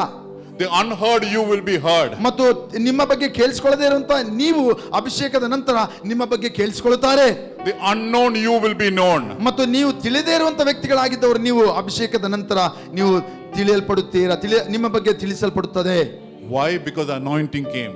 ಯಾಕೆಂದರೆ ಅಭಿಷೇಕವು ಬಂದ ಕಾರಣವಾಗಿ ಅದಾಯಿತು. Let's read verse 21 also. 21ನೇ ವಚನವನ್ನು ಸಹ ನಾವು ಓದಿಕೊಳ್ಳೋಣ. Now David is in the palace. ಮತ್ತು ದಾವೀದನು ಈಗ ಅರಮನೆಯಲ್ಲಿದ್ದಾನೆ. He did not yet become king. ಇನ್ನೂ ಆತನು ಅರಸನಾಗಿ ಆತನು ಆ ಸ್ಥಾನದಲ್ಲಿ ಕೂತಿಲ್ಲ. But David came to Saul. ಮತ್ತು ದಾವೀದನು ಸೌಲನ ಬಳಿಗೆ ಬರುತ್ತಾನೆ. Who was the king? ಮತ್ತು ಸೌಲನು ಅರಸನಾಗಿದ್ದಾನೆ ಈಗ. And stood before him. ಮತ್ತು ಆ ಸೌಲನ ಮುಂದೆ ನಿಂತುಕೊಂಡು ದಾವೀದನು and he loved him. ಮತ್ತು ಆತನನ್ನು ಅನುಮತಿಸ್ತಾನೆ greatly. ಮತ್ತು ಹೆಚ್ಚೆಚ್ಚಾಗಿ ಆತನನ್ನು ಅನುಮತಿಸ್ತಾನೆ. And he became his armor bearer.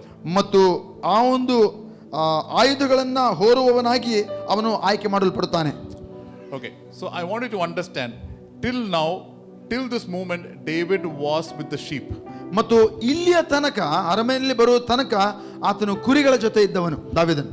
But now David is with the king. ಆದರೆ ಈಗ ಆತನು ಅರಸನ ಜೊತೆಯಲ್ಲಿದ್ದಾನೆ ದಾವೀದನು.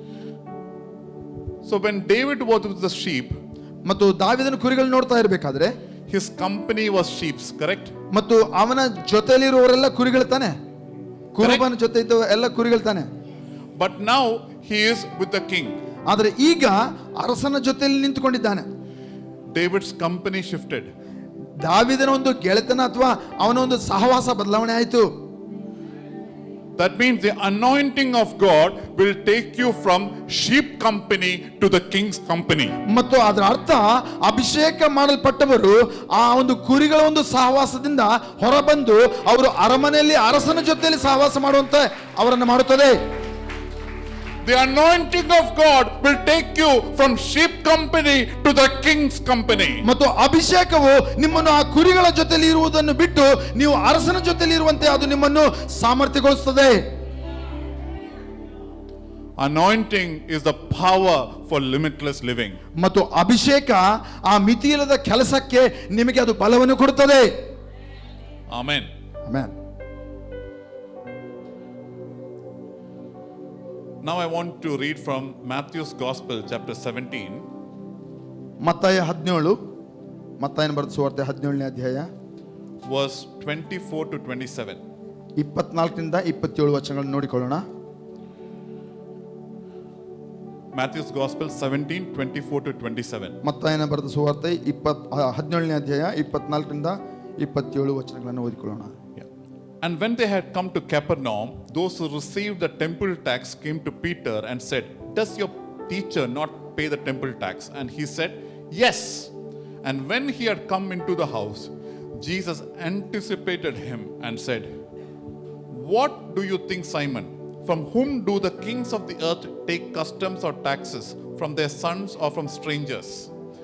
Peter said to him, "From the strangers." Jesus said to him, "Then the sons are free." Verse 27, "Nevertheless, lest we offend them, go to the sea, cast in a hook, and take the fish that comes up first. And when you have opened the mouth, you will find a piece of money.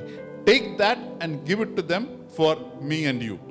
ತರುವಾಯ ಅವರು ಕಪೆರ್ನೌಮಿಗೆ ಬಂದಾಗ ತೆರಿಗೆ ಹಣವನ್ನು ವಸೂಲಿ ಮಾಡುವವರು ಪೇತ್ರನ ಬಳಿಗೆ ಬಂದು, "ನಿಮ್ಮ ಬೋಧಕನು ತೆರಿಗೆಯನ್ನು ಸಲ್ಲಿಸುವುದಿಲ್ಲವೋ?" ಎಂದು ಕೇಳಿದರು. ಅದಕ್ಕೆ ಅವನು, "ಸಲ್ಲಿಸುವನು" ಅಂದನು. ಅವನು ಮನೆಯೊಳಗೆ ಬಂದಾಗ ಯೇಸು ಮುಂದಾಗಿ ಅವನಿಗೆ, "ಸೀಮೋನನೇ, ನಿನಗೆ ಹೇಗೆ ತೋರುತ್ತದೆ? ಭೂಲೋಕದ ರಾಜರು ಯಾರಿಂದ ಕಪ್ಪವನ್ನು ಇಲ್ಲವೇ ತೆರಿಗೆಯನ್ನು ತೆಗೆದುಕೊಳ್ಳುತ್ತಾರೆ? ತಮ್ಮ ಮಕ್ಕಳಿಂದಲೋ ಇಲ್ಲವೇ ಅನ್ಯರಿಂದಲೋ ಎಂದು ಕೇಳಿದನು. ಪೇತ್ರನು ಅವನಿಗೆ, ಅನ್ಯರಿಂದ ಎಂದು ಹೇಳಲಾಗಿ, ಆತನು ಅವನಿಗೆ, ಹಾಗಾದರೆ ಮಕ್ಕಳು ಸ್ವತಂತ್ರರೇ? ಹೀಗಿದ್ದರೂ ನಾವು ಅವರನ್ನು ಪಡಿಸದಂತೆ ನೀನು ಸಮುದ್ರಕ್ಕೆ ಹೋಗಿ ಗಾಳವನ್ನು ಹಾಕು. ಆಗ ಮೊದಲು ಬರುವ ಮೀನನ್ನು ಹಿಡಿ, ಮತ್ತು ನೀನು ಅದರ ಬಾಯನ್ನು ತೆರೆದಾಗ ಅದರಲ್ಲಿ ಒಂದು ನಾಣ್ಯವನ್ನು ಕಾಣುವಿ. ಅದನ್ನು ತೆಗೆದುಕೊಂಡು ನನ್ನದು ನಿನ್ನದು ಎಂದು ಹೇಳಿ ಅವರಿಗೆ ಕೊಡು ಎಂದು ಹೇಳಿದನು. My third point. ನನ್ನ ಮೂರನೇ ಒಂದು ಅಂಶ, Limitlessness flows from inside to outside. ಮತ್ತು ಈ ಒಂದು ಮಿತಿಯಿಲ್ಲದು ಅದು ಅಂತರ್ಯದಿಂದ ಬಾಹ್ಯ ಹೊರಗಡೆ ಅದು ಹರಿಯುತ್ತದೆ. Everyone say limitlessness ಮತ್ತು will flow from inside to outside. ಮಿತಿಯಿಲ್ಲದು ಅಂತರ್ಯದಿಂದ ಒಳಗಡೆಯಿಂದ ಹೊರಕ್ಕೆ ಹರಿಯುತ್ತದೆ. ಮಿತಿಯಿಲ್ಲದ್ದು ಒಳಗಡೆಯಿಂದ ಹೊರಕ್ಕೆ ಹರಿಯುತ್ತದೆ. Okay. Amen. Amen. So let me explain this. ಇದನ್ನು ನಾನು ವಿವರಿಸ್ತೇನೆ. Now a group of people came to collect taxes. ಕೆಲವು ಗುಂಪಿನ ಜನರು ಆ ಒಂದು ತೆರಿಗೆಯನ್ನ ಸಂಗ್ರಹಿಸುವುದಕ್ಕಾಗಿ ತೆಗೆದುಕೊಳ್ಳುವುದಕ್ಕಾಗಿ ಅಲ್ಲಿ ಬಂದರು. Temple tax. ಮತ್ತು ಆ ಒಂದು ದೇವಾಲಯದ ಒಂದು ಸುಂಕವನ್ನು ಕಟ್ಟಬೇಕಾಗಿತ್ತು. They came to collect temple tax from Jesus. ಮತ್ತು ಆ ದೇವಾಲಯದ ಸುಂಕವನ್ನ ವಸೂಲಿ ಮಾಡೋದಕ್ಕಾಗಿ ಅವರು ಯೇಸುವಿನ ಬಳಿಗೆ ಬಂದರು. Listen carefully to what I'm saying. ನಾನು ಹೇಳುವುದನ್ನು ಎಚ್ಚರಿಕೆಯಿಂದ ನೀವು ಕೇಳಿಸ್ಕೊಳ್ಬೇಕು. They did not see Jesus. ಅವರು ಯೇಸುವನ್ನು ನೋಡಲಿಲ್ಲ. They did not hear Jesus. ಯೇಸುವಿನ ಬಗ್ಗೆ ಕೇಳಿಸ್ಕೊಳ್ಳಲೂ ಇಲ್ಲ. But they saw Peter. ಆದರೆ ಪೇತ್ರನ ನೋಡಿದರು. They heard Peter. ಪೇತ್ರನ ಕೇಳಿಸಿಕೊಂಡರು. When they saw Peter and heard Peter, ಮತ್ತು ಪೇತ್ರನನ್ನ ನೋಡಿ ಪೇತ್ರನ ಕೇಳಿಸಿಕೊಂಡ ಅಂತ ಆ ಜನರು, ಗುಂಪಿನ ಜನರು, they did not say, "Hey, go bring Jesus, we want to hear him." ಮತ್ತು ಅವರು ಈ ರೀತಿಯಲ್ಲಿ ಹೇಳಿ, ನೀನು ಹೋಗಿ ಯೇಸುವನ್ನ ಕರ್ಕೊಂಡು ಬಾ, ಆತನ ನಾವು ಕೇಳಿಸ್ಕೊಳ್ಳಬೇಕು ಅಂತ ಅವರು ಹೇಳಿಲ್ಲ. They did not say, bring Jesus, we want to see him. ಮತ್ತು ಯೇಸುವನ್ನ ಕರೆಕಳಿಸು, ನಾನು ಆತನ ನೋಡಬೇಕು ಅಂತ ಆ ಗುಂಪಿನ ಜನರು ಕೇಳಲಿಲ್ಲ. Which means for them, whatever Peter said was sufficient. ಮತ್ತು ಆ ಗುಂಪಿನ ಜನರಿಗೆ ಪೇತ್ರನು ಏನು ಹೇಳಿದ್ರು ಅದು ಅವರಿಗೆ ಸಾಕಾಗಿತ್ತು. So when Peter said, it is like Jesus saying. ಮತ್ತು ಪೇತ್ರನು ಹೇಳಿದಾಗ ಅದು ಯೇಸು ಹೇಳಿದಂತೆ ಅವರಿಗೆ ಆಗಿತ್ತು. Peter is a representation here. Peter is a representation of you and me. ಮತ್ತು ಇಲ್ಲಿ ಪೇತ್ರನು ಆ ಯೇಸುವನ್ನು ಪ್ರತಿನಿಧಿಸುವಂತ ಇಲ್ಲಿರುವಂತ ಪೇತ್ರನು ನಿನ್ನನ್ನು ನನ್ನನ್ನು ಆತನು ಅದು ಪ್ರತಿನಿಧಿಸ್ತಾ ಇದೆ. I started by saying you are limitless in your spirit. ನಾನು ಆಗ್ಲೇ ಈ ರೀತಿಯಲ್ಲಿ ಹೇಳ್ತಾನೆ ನಾನು ಪ್ರಾರಂಭ ಮಾಡಿದೆ, ನಿಮ್ಮ ಆತ್ಮದಲ್ಲಿ ನೀವು ಮಿತಿಯಿಲ್ಲದವರು ಅಂತ ನಾನು ನಿಮಗೆ ಹೇಳಿದೆ. The world does not hear me carefully. The world does not see Jesus. ಎಚ್ಚರಿಕೆಯಿಂದ ಕೇಳಿಸ್ಕೊಡ್ರಿ, ಲೋಕವು ಯೇಸುವನ್ನು ಅವರು ಕಾಣುವುದಿಲ್ಲ. The world sees you. ಮತ್ತು ಆ ಲೋಕವು ನಿಮ್ಮನ್ನು ಕಾಣುತ್ತದೆ, ನಿಮ್ಮನ್ನು ನೋಡುತ್ತದೆ. The world hears you. ಮತ್ತು ಲೋಕವು ನಿಮ್ಮನ್ನು ಕೇಳಿಸಿಕೊಳ್ತದೆ, ನೀವು ಹೇಳುವುದನ್ನು ಕೇಳುತ್ತದೆ. For the world you are the face of Christ. ಮತ್ತು ಲೋಕಕ್ಕೆ ನೀವು ಯೇಸುವನ್ನು ಪ್ರತಿನಿಧಿಸುವಂತ ವ್ಯಕ್ತಿಗಳು ನೀವಾಗಿದ್ದೀರಾ. You are the voice of Christ. ನೀವು ಕ್ರಿಸ್ತನ ಸ್ವರವೂ ಸಹ ನೀವಾಗಿದ್ದೀರಾ. Speak to yourself and say, I am the face of Christ. I am the face of Christ. I am the voice of Christ. I am the voice of Christ. ನಾನು ದೇವರ ಪ್ರತಿರೂಪವಾಗಿದ್ದೇನೆ, ನಾನು ಕ್ರಿಸ್ತನ ಸ್ವರವಾಗಿದ್ದೇನೆ. Now, they asked Peter, does Jesus pay temple tax? ಮತ್ತು ಅವರು ಬಂದು ಈ ರೀತಿಯಲ್ಲಿ ಆಲಯದ ಒಂದು ಸುಂಕವನ್ನು ಕಟ್ಟು ಎಂಬುದಾಗಿ ಪೇತ್ರನಿಗೆ ಬಂದು ಹೇಳ್ತಾ ಇದ್ದಾರೆ. Peter said yes. ಮತ್ತು ಪೇತ್ರನ ಹೇಳಿದ, ಹೌದು ಕಟ್ಟುತ್ತೇವೆ. Why did Peter say yes? ಮತ್ತು ಯಾಕೆ ಪೇತ್ರನು ಹೌದು ನಾವು ಕಟ್ಟುತ್ತೇವೆ ಅಂತ ಹೇಳಿದನು? Did Peter understand the theology about taxation? ಮತ್ತು ಆ ಒಂದು ಸುಂಕ ಕಟ್ಟಬೇಕಂತ ಕೆಲವು ನಿಯಮಗಳು, ಅದರ ಬಗ್ಗೆ ಇರುವಂತ ಕೆಲವು ಸೂಚನೆಗಳು ಏನಾದರೂ ಆತನು ಕೇಳಿಸ್ಕೊಂಡ ಮುಂಚೆ? He did not know that. ಅವನಿಗೆ ಏನು ಗೊತ್ತಿಲ್ಲ ಸುಂಕದ ಕಟ್ಟುವುದರ But he ಬಗ್ಗೆ. said yes. ಆತನು ಸುಮ್ಮನೆ ಆಯ್ತು ಕಟ್ಟುತ್ತೇನೆ. I believe the reason is, ಮತ್ತು ನಾನು ನಂಬ್ತೇನೆ ಅದರ ಕಾರಣ ಏನಿರಬಹುದು ಎಂಬುದಾಗಿ. I'll give you an example. ನಾನೊಂದು ಉದಾಹರಣೆಯನ್ನು ಕೊಡುತ್ತೇನೆ. I love to have filter coffee. ನನಗೆ ಫಿಲ್ಟರ್ ಕಾಫಿ ಬಹಳ ಇಷ್ಟ. So in Dubai, where I work, ಮತ್ತು ನಾನು ಕೆಲಸ ಮಾಡುವಂತ ಸ್ಥಳದಲ್ಲಿ ದುಬೈಯಲ್ಲಿ there's one restaurant near our house where where they give filter coffee. ಮತ್ತು ನಮ್ಮ ಒಂದು ಆಫೀಸ್ ಹತ್ತಿರದಲ್ಲಿರುವಂತ ಒಂದು ಹೋಟೆಲಲ್ಲಿ ಅಲ್ಲಿ ಫಿಲ್ಟರ್ ಕಾಫಿಯನ್ನೇ ಕೊಡುತ್ತಾರೆ. So I go many times, I have filter coffee. ಮತ್ತು ಅನೇಕ ಬಾರಿ ನಾನು ಅಲ್ಲಿ ಹೋಗಿ ಆ ಫಿಲ್ಟರ್ ಕಾಫಿಯನ್ನು ನಾನು ಕುಡಿತೇನೆ. And I like to have the filter coffee in that steel glass along with the tumbler. ಮತ್ತು ಆ ಒಂದು ಫಿಲ್ಟರ್ ಕಾಫಿಯನ್ನ ಅದರ ವಿಧಾನದಲ್ಲಿ ಕೆಳಗಡೆ ಒಂದು ಇದಿರುತ್ತದೆ, ಸ್ಟೀಲ್ ಕಪ್ ಮತ್ತು ಆ ಒಂದು ಅದರ ಒಂದು ಲೋಟ, ಅದರಲ್ಲೇ ಕುಡಿತೀನಿ. So they give me in the steel cup and the tumbler. ಮತ್ತು ಆ ಒಂದು ಲೋಟದ ಮತ್ತು ಆ ಕಪ್ನಲ್ಲಿ ಆ ಒಂದು ಕಾಫಿ ಕೊಟ್ಟಾಗ ನನ್ನ And I'll also take one takeaway. ಮತ್ತು ಕುಡಿದ ನಂತರ ಇನ್ನೊಂದನ್ನು ನಾನು ಕಟ್ಕೊಂಡು ಹೋಗ್ತೇನೆ In a takeaway cup. ಮತ್ತು ಆ ಒಂದು ಪಾರ್ಸಲ್ ಅನ್ನ ನಾನು ತೆಗೆದುಕೊಂಡು ಹೋಗ್ತೇನೆ. So every time I go to the restaurant, I'll tell 2 filter coffee, one to have it there authentic the South Indian taste, the other one takeaway for the car. ಮತ್ತು ನಾನು ಹೋದ ಬಾರಿ ಎಲ್ಲ ನಾನು ಎರಡನ್ನ ಆರ್ಡರ್ ಮಾಡ್ತೇನೆ, ಒಂದು ನಾನು ಅಲ್ಲೇ ಕುಡಿಲಿಕ್ಕಾಗಿ, ಇನ್ನೊಂದು ನಾನು ಅದನ್ನ ಪಾರ್ಸಲ್ ಮಾಡಿಸ್ಕೊಂಡು ನಾನು ತೆಗೆದುಕೊಂಡು ಹೋಗ್ತೇನೆ. Now I have gone there many times. ಮತ್ತು ಇಲ್ಲಿ ಅನೇಕ ಬಾರಿ ನಾನು ಅಲ್ಲಿ ಹೋಗಿದ್ದೇನೆ. Now around 1 or 2 months back, ಮತ್ತು 2 ತಿಂಗಳ ಹಿಂದೆ ಸುಮಾರು my car was passing that restaurant. ಮತ್ತು ನಾನು ಕಾರಿನಲ್ಲಿ ಆ ಒಂದು ಹೋಟೆಲ್ನಿಂದ ನಾನು ಪಾಸ್ ಆಗಬೇಕಾದ್ರೆ I thought I will go there, then I decided no, I don't want. ಮತ್ತು ಅದೇ ಕಾಫಿ ಶಾಪಿಗೆ ನಾನು ಹೋಗಿ ಕುಡಿಬೇಕಂತ ನಿರ್ಧಾರ ಮಾಡಬೇಕಿತ್ತು, ಆದ್ರೆ ಮಾಡಲಿಲ್ಲ, ನಾನು ಹಾಗೆ ಹೋಗ್ತಾ ಇದ್ದೆ. I drove past the hotel. ಮತ್ತು ಆ ಒಂದು ಹೋಟೆಲನ್ನು ಪಾಸ್ ಆಗಿ ನಾನು ಹೋಗ್ತಾ ಇದ್ದೆ. But then I changed my mind, I took a U-turn and came back. ಮತ್ತು ಸ್ವಲ್ಪ ಮುಂದೆ ಹೋದ ನಂತರ ನನಗೆ ಇಲ್ಲ ಕುಡಿಬೇಕನ್ನಿಸ್ತು, ಮತ್ತೆ ನಾನು ಯೂ ಟರ್ನ್ ಮಾಡ್ಕೊಂಡು ಹಿಂತಿರುಗಿ ಬಂದೆ. Next to the restaurant is a parking. ಮತ್ತು ಆ ಒಂದು ಹೋಟೆಲ್ಗೆ ಪಕ್ಕದಲ್ಲೇ ಪಾರ್ಕಿಂಗ್ ಇದೆ. So I just parked the car. ಮತ್ತು ನನ್ನ ಕಾರನ್ನ ಆ ಒಂದು ಹೋಟೆಲ್ ಹತ್ತಿರ ನಾನು ಅಲ್ಲಿ ಪಾರ್ಕ್ ಮಾಡಿದಾಗ So there was a waiter. ಮತ್ತು ಅಲ್ಲಿ ವೇಟರ್ಗಳು ಸೇವೆ ಮಾಡುವಂತವರು ಹೋಟೆಲಲ್ಲಿ. I did not even get out of the car. He brought on a tray 2 filter coffee, one the way that I want in the steel mug and tumbler, other takeaway.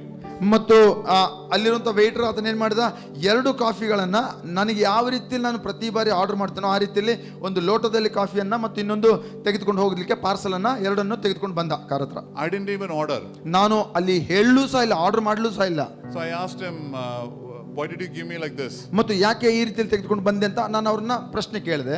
Sir, I have seen you so many times. I know your taste by now. ಮತ್ತು ಅನೇಕ ಬಾರಿ ನಾನು ನಿಮ್ಮನ್ನು ಗಮನಿಸಿದ್ದೇನೆ ಹೋಟ್ಲಿಗೆ ಬಂದಾಗ ನೀವು ತೆಗೆದುಕೊಂಡು order ಕೊಡುವಂತ ಒಂದು ವಿಧಾನ ನನಗೆ ಗೊತ್ತು, ಅದಕ್ಕೆ ಈ ರೀತಿಯಲ್ಲಿ ಮಾಡಿದೆ ಅಂತ ಹೇಳಿದ್ನು. When you went there and you were taking a U-turn, I told my people, sir is coming, get it ready. ಮತ್ತು ನೀವು ನಮ್ಮ ಹೋಟ್ಲನ್ನು ಪಾಸ್ ಆಗಿ ಮುಂದಕ್ಕೆ ಹೋಗಿ ಯೂ ಟರ್ನ್ ಮಾಡಿದ ತಕ್ಷಣ ನನಗೆ ಅನಿಸ್ಬಿಡ್ತು ನೀವು ಖಂಡಿತವಾಗಿ ಕಾಫಿಗೆ ಬರ್ತೀರಾ, ಅದಕ್ಕಾಗಿ ನನ್ನ ಜನರಿಗೆ ನಾನು ಇದೇ ರೀತಿಯಲ್ಲಿ ಕಾಫಿಯನ್ನು ಸಿದ್ಧ ಮಾಡ್ರಿ ಅಂತ ನಾನು ಅವ್ರಿಗೆ ಹೇಳಿಬಿಟ್ಟೆ. So this means that this person understood my taste and he said yes.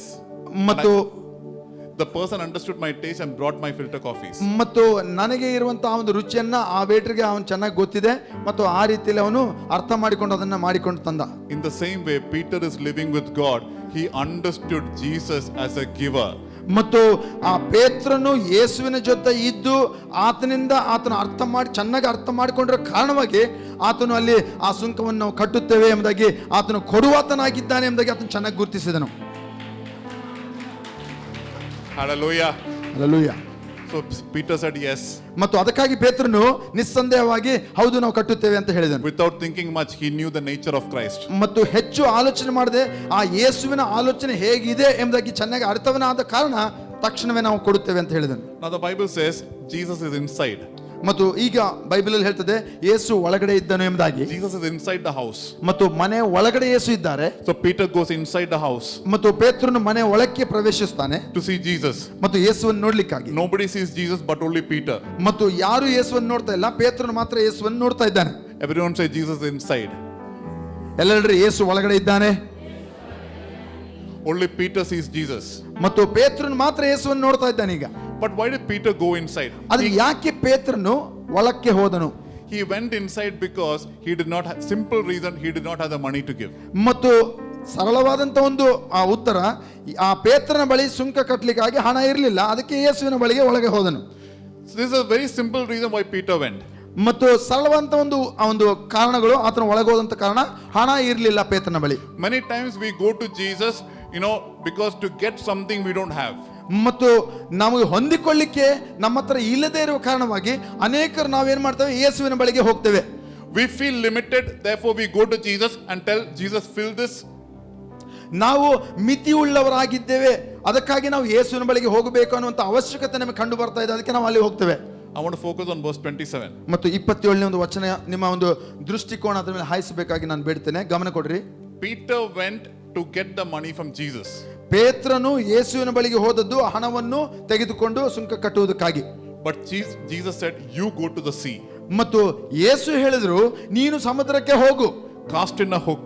ನೀನು ಆ ಒಂದು ಕೊಕ್ಕೆಯನ್ನು ಹಾಕು, Take the fish that comes up first. ಗಾಳವನ್ನು ಹಾಕಿ ಆ ಒಂದು ಮೊದಲು ಸಿಗುವಂತ ಮೀನನ್ನು ನೀನು ಹಿಡಿದುಕೋ.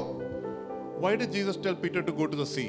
ಯಾಕೆ ಯೇಸು ನೀನು ಸಮುದ್ರಕ್ಕೆ ಹೋಗಿ ಗಾಳವನ್ನು ಹಾಕುವಂತ ಪೇತ್ರನಿಗೆ ಹೇಳಬೇಕಾಯ್ತು? I believe the reason is this. ಮತ್ತು ಕಾರಣ ಇಷ್ಟೇ ನಾನು ನಂಬ್ತೇನೆ. Because land is always constant. ಮತ್ತು ನೆಲ ಯಾವಾಗಲೂ ಸ್ಥಿರವಾಗಿರುತ್ತದೆ ನೆಲ. But sea changes many times in a day. ಮತ್ತು ಸಮುದ್ರದಲ್ಲಿ ನಾನಾ ಒಂದು ಬದಲಾವಣೆಗಳು ಪ್ರತಿದಿನ ಆಗ್ತಲೇ ಇರ್ತದೆ. Sea represents uncertainty.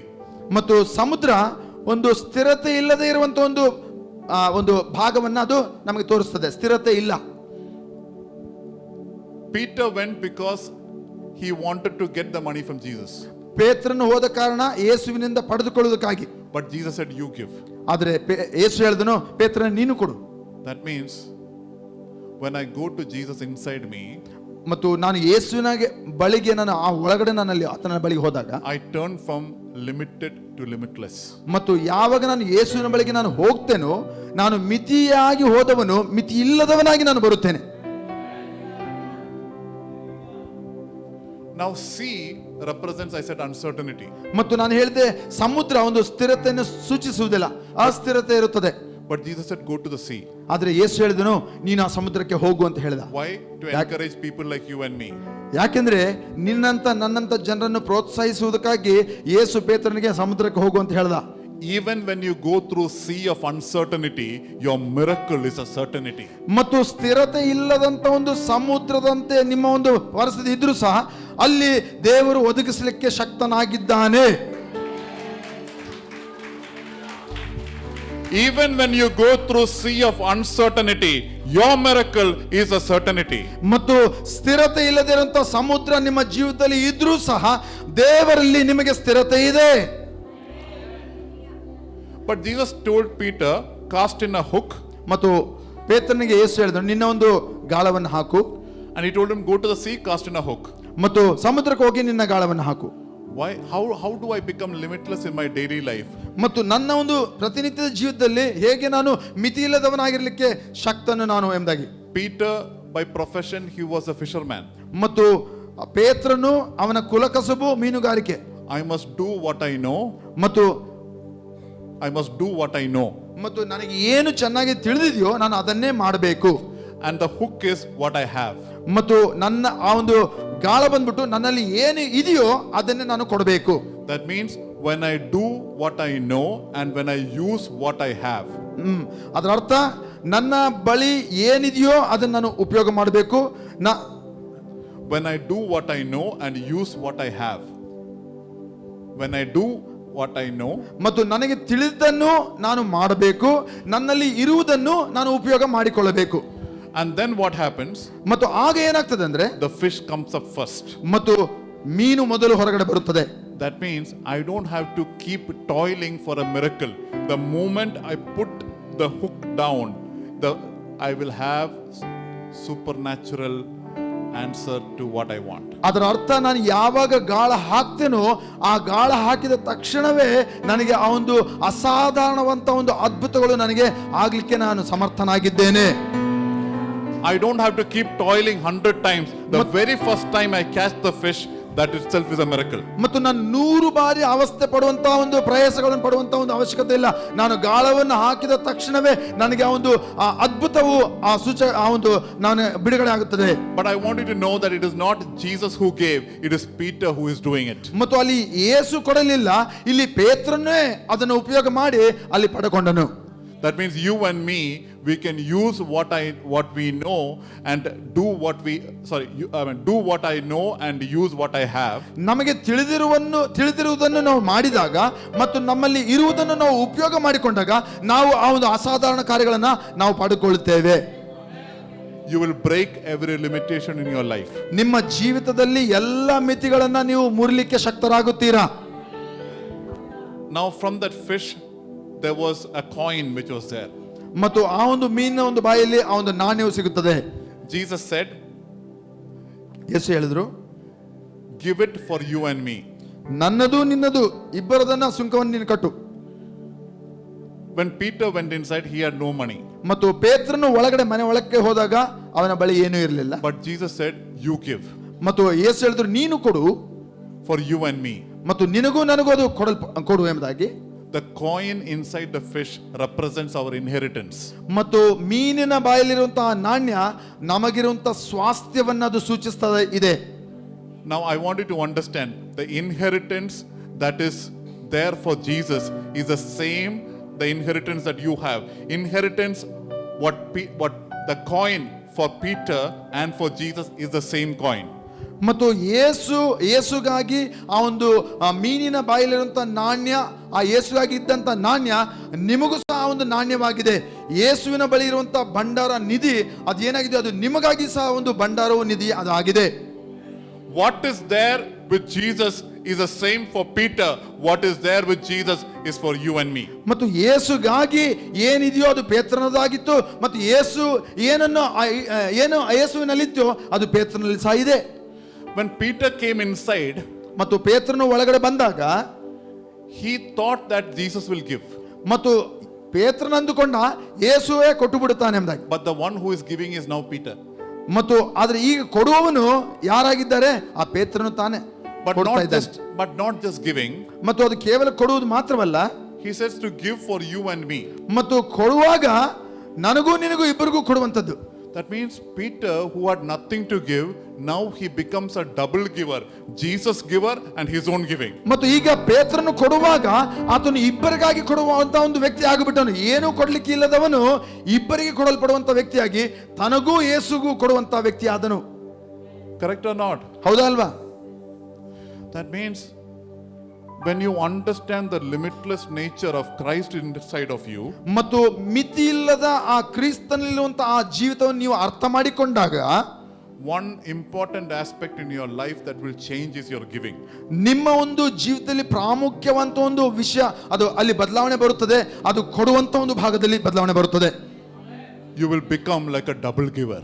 ಮತ್ತು ನೀನು ಇಬ್ಬರಿಗೆ ಕೊಡುವಷ್ಟು ಅಂತವನಾಗ್ತೀಯ. Hallelujah. Hallelujah. Christ in you is the hope of glory. ಕ್ರಿಸ್ತನು ನಿಮ್ಮಲ್ಲಿ ಆ ಮಹಿಮೆ ನಿರೀಕ್ಷೆ ಆಗಿದ್ದಾನೆ. Limitlessness will flow from inside to outside. ಮತ್ತು ಮಿತಿ ಇಲ್ಲದ್ದು ನಿಮ್ಮ ಒಳಗಡೆಯಿಂದ ಅದು ಹೊರಗಡೆ ಅದು ಹರಿಯುತ್ತದೆ. Hallelujah. Hallelujah. I want to spend some time with you praying, and I want you to respond to God's word. ಮತ್ತು ನಿಮ್ಮ ಜೊತೆ ನಾನು ಪ್ರಾರ್ಥನೆ ಮಾಡಲು ನಾನು ಬಯಸುತ್ತೇನೆ. ಮತ್ತು ನೀವು ಎಚ್ಚರಿಕೆಯಿಂದ ಕೇಳಿಸ್ಕೊಡ್ರಿ, ದೇವರ ಜೊತೆ ನೀವು ಸಂಪರ್ಕದಲ್ಲಿ ಇರಬೇಕಾಗಿ, ಆತನನ್ನು ಕೇಳಿಸ್ಕೊಳ್ಳಬೇಕಾಗಿ ನಾನು ಬಯಸುತ್ತೇನೆ. Can I ask you to rise to your feet? ನೀವು ಎದ್ದು ನಿಂತ್ಕೊಳ್ತೀರಾ? I want you to respond to God's word. ದೇವರ ವಾಕ್ಯಕ್ಕೆ ನೀವು ಪ್ರತಿಕ್ರಿಯೆ ಮಾಡಬೇಕಾಗಿ ನಾನು ಬಯಸುತ್ತೇನೆ. The presence of God is here. ದೇವರ ಪ್ರಸನ್ನತೆ ಇಲ್ಲಿದೆ. His presence is here. ದೇವರ ಪ್ರಸನ್ನತೆ ಇಲ್ಲಿದೆ. I want you to know that God has said that you are qualified for limitless life. ಮತ್ತು ನಾನು ಹೇಳಿದೆ ಮೊದಲನೇ ಬಾರಿ, ನೀವು ಆ ಮಿತಿಯಿಲ್ಲದ ಜೀವಿತಕ್ಕೆ ಯೋಗ್ಯರಾಗಿ ಕರೆಯಲ್ಪಟ್ಟಿದ್ದೀರಿ. You are qualified for His limitless work. ಮತ್ತು ಆ ಮಿತಿಯಿಲ್ಲದ ಕೆಲಸಕ್ಕೆ ನೀವು ಯೋಗ್ಯರಾಗಿದ್ದೀರಿ. You are qualified for the nations. ಮತ್ತು ನೀವು ರಾಷ್ಟ್ರಗಳಿಗೆ ಯೋಗ್ಯರಾಗಿದ್ದೀರಿ, ದೇಶಗಳಿಗೆ ಯೋಗ್ಯರು. You are no longer a rejected person, you are a God sent person. ಮತ್ತು ನೀವು ಇನ್ನು ಯಾವ ಮಾತ್ರಕ್ಕೂ ತಿರಸ್ಕರಿಸಲ್ಪಟ್ಟವರಲ್ಲ, ನೀವು ಅದು ಆ ಸ್ವೀಕಾರ ಮಾಡುವಂತವರು, ಮಾಡಲ್ಪಟ್ಟವರು. The presence of God is here, the anointing of God is here. ಮತ್ತು ದೇವರ ಸನ್ನಿಧಾನ, ದೇವರ ಅಭಿಷೇಕ ನಮ್ಮ ಮಧ್ಯದಲ್ಲಿದೆ. Will take you from the sheep company to the king's company. ಮತ್ತು ನಿಮ್ಮನ್ನು ಕುರಿಗಳ ಮಂದೆಯಲ್ಲಿ ಇದ್ದವರನ್ನ ನಿಮ್ಮನ್ನು ಅರಸರ ಜೊತೆಯಲ್ಲಿ ಅರಮನೆಯಲ್ಲಿ ಇರುವಂತೆ ಅದು ಮಾಡುತ್ತದೆ ಅಭಿಷೇಕ. Limitlessness will flow from inside you and through you. ಮಿತಿ ಇಲ್ಲದ್ದು ನಿಮ್ಮ ಒಳಗಡೆಯಿಂದ ಅದು ಹೊರಕ್ಕೆ ಅದು ಹರಿಯುತ್ತದೆ. I want you to be in the presence of God. If you have the gift of speaking in tongues, pray. I want you to respond to God's word. ಎಲ್ಲರೂ ದೇವರ ವಾಕ್ಯಕ್ಕೆ ಪ್ರತಿಕ್ರಿಯೆ ಮಾಡುತ್ತಾ ನಿಮ್ಮ ಕೈಗಳ ಮೇಲೆ ಕೆತ್ತುತ್ತಾ ದೇವರಿಗೆ ನೀವು ಸಂಪರ್ಕದಲ್ಲಿ ಆತನಿಗೆ ಪ್ರತಿಕ್ರಿಯೆ ಮಾಡಿರಿ. ಪ್ರತಿಕ್ರಿಯೆ ಮಾಡಿ, ಕೇಳಿಸಿಕೊಂಡಂತ ವಾಕ್ಯದ ಮೇರೆಗೆ ನೀವು ಪ್ರತಿಕ್ರಿಯೆ ಮಾಡಿರಿ. ಅನ್ಯ ಭಾಷೆಯಲ್ಲಿ ಮಾತನಾಡಿ ಬರೋರು ಗಟ್ಟಿಯಾಗಿ ಅನ್ಯ ಭಾಷೆಯಲ್ಲಿ ಮಾತಾಡ್ರಿ. ಓ ಹಲ್ಲೆಲೂಯಾ, ಪ್ರಾರ್ಥಿಸಿರಿ. ಓ ಖರಬ ಸೆಕೆರೆ ಕೆರೆ ಓ Sadare bere bere bere bere bere. Oh rabara bara bar sadara bar sadare bere bere bere bere bara sadara bara bar sadara bara bara bara bara rabara bara bara bar sadare bere bere bere bere. Maybe you have felt rejected like Moses, but today God's word and His presence is here and is saying you are no longer rejected, you are a God sent person. ಮತ್ತು ಮೋಶೆ ಹಾಗೆ ನೀವು ತಿರಸ್ಕರಿಸಲ್ಪಟ್ಟವರಾಗಿ ನೀವು ನೆನೆಸ್ತಾ ಇರಬಹುದು ಈ ಒಂದು ಸಮಯದಲ್ಲಿ. ಆದ್ರೆ ದೇವರ ಸನ್ನಿಧಾನದಲ್ಲಿ ದೇವರು ಹೇಳ್ತಾನೆ, ನೀವು ತಿರಸ್ಕರಿಸಲ್ಪಟ್ಟವರಲ್ಲ, ನಾನು ನಿಮ್ಮನ್ನು ಕಳಿಸಲ್ಪಟ್ಟವರಾಗಿ ನಾನು ಕಳಿಸುತ್ತಾ ಇದ್ದೇನೆ ಎಂಬುದಾಗಿ ಹೇಳ್ತಾ ಇದ್ದಾನೆ. And if you believe that God is calling you into the nations, I want you to step forward and I want to pray with you. ಮತ್ತು ನೀವು ಈ ರೀತಿಯಲ್ಲಿ ವಾಕ್ಯವನ್ನು ಕೇಳಿಸಿಕೊಂಡ ನಂತರ ನಾನು ದೇಶಗಳಿಗೆ ಆಶೀರ್ವಾದ ಕರೆಯಲ್ಪಟ್ಟಿದ್ದೇನೆ, ದೇಶಗಳಿಗಾಗಿ ಕರೆಯಲ್ಪಟ್ಟಿದ್ದೇನೆ ಎಂಬುದಾಗಿ ನೀವು ನೆನೆಸುವುದಾದ್ರೆ ಮುಂದೆ ನೀವು ಬರಬೇಕಾಗಿ ನಾನು ಬೇಡುತ್ತೇನೆ. ಪ್ರಾರ್ಥನೆಯಲ್ಲಿ ನೀವು ಮುಂದೆ ಬರಬೇಕಾಗಿ ನಾನು ಬಿಡುತ್ತೇನೆ. ಕೇವಲ ದೇಶಗಳಿಗೆ ಕರೆಯಲ್ಪಟ್ಟವರಾಗಿ ನೀವು ಅಂದುಕೊಳ್ತಾ ಇರುವುದಾದ್ರೆ, maybe you were rejected but you are God sent. Maybe you were pushed out but you are going to pull the nation forward. ಮತ್ತು ನೀವು ತಿರಸ್ಕರಿಸಲ್ಪಟ್ಟವರಾಗಿರಬಹುದು, ಬಹುಶಃ ನೀವು ತಿರಸ್ಕರಿಸಲ್ಪಟ್ಟವರಾಗಿರಬಹುದು, ಜನರಿಂದ ನೀವು ದೊಬ್ಬಲ್ಪಟ್ಟವರಾಗಿರಬಹುದು, ನೀವು ತಳ್ಳಲ್ಪಟ್ಟವರಾಗಿರಬಹುದು. ಯಾರೇ ಆಗಿರಲಿ, ದೇಶಗಳಿಗಾಗಿ ದೇವರು ನಿಮ್ಮನ್ನು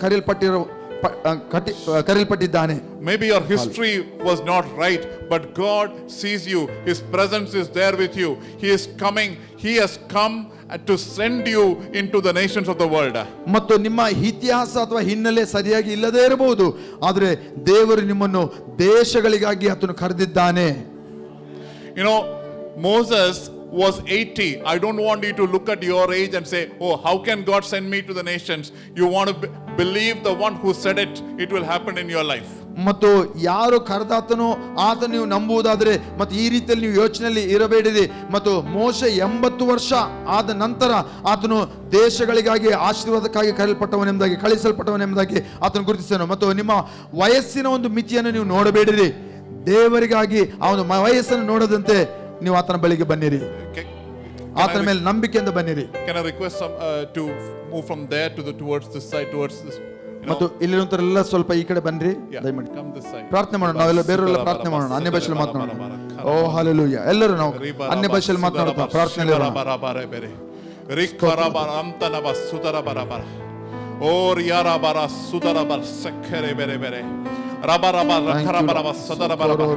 No longer a rejected person, you are a God sent person. You are no longer rejected, you are a God sent person into the nations of the world. Into the nations of the world, no longer rejected, but you are a God sent person. Alaba shabarabara karaba sutere bere bere bere. ತಿರಸ್ಕರಿಸಲ್ಪಟ್ಟವರಲ್ಲ, ದೇವರಿಂದ ಕಳುಹಿಸಲ್ಪಟ್ಟವರು. ನೀವು ತಿರಸ್ಕರಿಸಲ್ಪಟ್ಟವರಲ್ಲ, ದೇವರಿಂದ ಕಳುಹಿಸಲ್ಪಟ್ಟವರು. God is sending you into the nations of the world. ದೇಶಗಳಿಗೆ ನೀವು ಕಳುಹಿಸಲ್ಪಟ್ಟವರು, You are qualified for the nations. You are qualified for the nations. Every limitation in your life is broken in the name of Jesus. Every limitation broken in Jesus name. ಎಲ್ಲ ಮಿತಿಗಳು ಮುರಿಯಲ್ಪಟ್ಟಿದೆ ಯೇಸುವಿನ ನಾಮದಲ್ಲಿ. ಸಗ್ಗರ ಬರೆ ಬರೆ ಬರೆ ಓ ರಬರ ಬರ ಸದ ಬರ ಬರ ಬರೆ ರೀ ಬರ ಬರ ಬರ ಬರ ಬರ ಬರ ರೀ ಬರ ಬರ ಬರೆ ಬರ ಬರ ಸುದರ ಬರ ರಂತನ ಬಸಕ್ಕರೆ ಬೇರೆ ಬೇರೆ ಓ ಶಿ ಬರ ಬರ ಬರೆ ಬೇರೆ ಓ ಖರ ಬರ ಬರ ಬಸದರೆ ಬೇರೆ ಬೇರೆ ಓ ರಬರ ಬರ ಬರೆ ಬೇರೆ ಬೇರೆ ಬೇರೆ ಓ ರಬರ ಬರ ಸದರೆ ಬೇರೆ ಬೇರೆ ಬೇರೆ ಬೇರೆ ಬೇರೆ ಬರ ಬರ. I want you to declare after me. I want you to declare after me. ಮತ್ತು ಈ ರೀತಿಯಲ್ಲಿ ನನ್ನ ಹಿಂದೆಗಡೆ ನೀವು ಘೋಷಣೆ ಮಾಡಬೇಕಾಗಿ ನಾನು ಬೇಡುತ್ತೇನೆ. I am no longer a rejected person. ನಾನು ತಿರಸ್ಕರಿಸಲ್ಪಟ್ಟವನು ಅಲ್ಲ, I am a God sent person. ನಾನು ದೇವರಿಂದ ಕಳುಹಿಸಲ್ಪಟ್ಟವನಾಗಿದ್ದೇನೆ. I am chosen for the nations. ನಾನು ರಾಷ್ಟ್ರಗಳಿಗಾಗಿ ಆಯ್ಕೆ ಮಾಡಲ್ಪಟ್ಟವನಾಗಿದ್ದೇನೆ. The anointing upon me, ಅಭಿಷೇಕ ನನ್ನ ಮೇಲೆ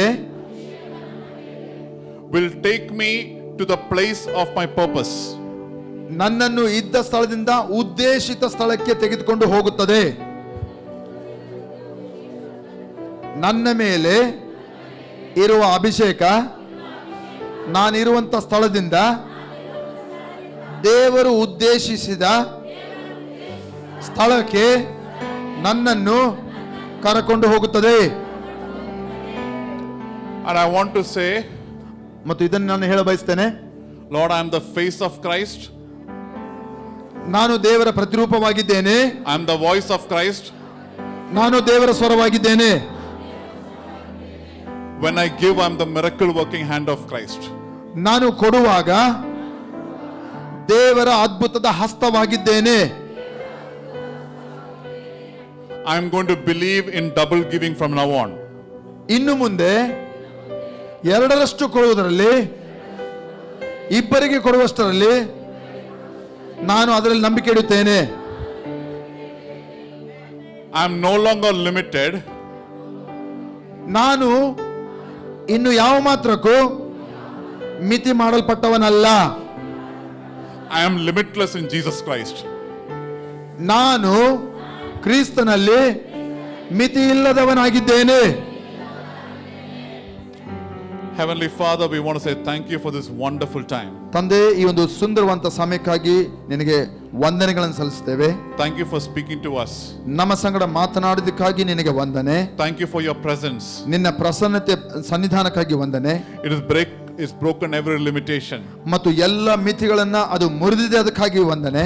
I thank you for the promise that every one of them is holding today. ಕರ್ತನೇ ಸ್ವಾಮಿ, ಎಲ್ಲರಿಗೂ ನೀನು ಆ ಒಂದು ವಾಗ್ದಾನವನ್ನ ಸ್ವಾಮಿ ನೀನು ಮಾಡಿದಕ್ಕಾಗಿ ನಿನಗೆ ವಂದನೆ ಸಲ್ಲಿಸ್ತೇವೆ.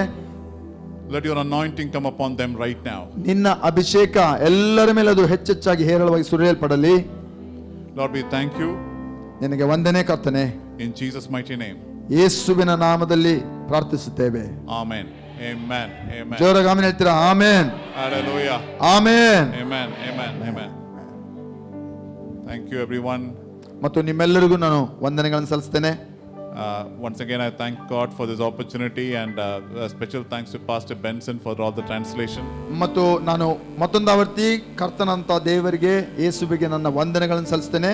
ಅದು ಮಾತ್ರವಲ್ಲ, ಇಲ್ಲಿರುವಂತಹ ಸಭಾಪಾಲಕರಿಗೆ ನನ್ನ ಒಂದು ವಂದನೆಗಳನ್ನು ಅವಕಾಶ ಕೊಡೋದಕ್ಕಾಗಿ ಸ್ತೋತ್ರವನ್ನು ಸಲ್ಲಿಸುತ್ತೇನೆ. God bless all of you. ನಿಮ್ಮೆಲ್ಲರನ್ನು ದೇವರು ಹೇರಳವಾಗಿ ಆಶೀರ್ವಾದ ಮಾಡಲಿ. Amen. Amen. ಆಮೆನ್. ಚಪ್ಪಾಳೆ ಹೊಡಿತಾ ಇದ್ರೆ ಜೋರಾಗಿ ಚಪ್ಪಾಳೆ ಹೊಡಿರಿ.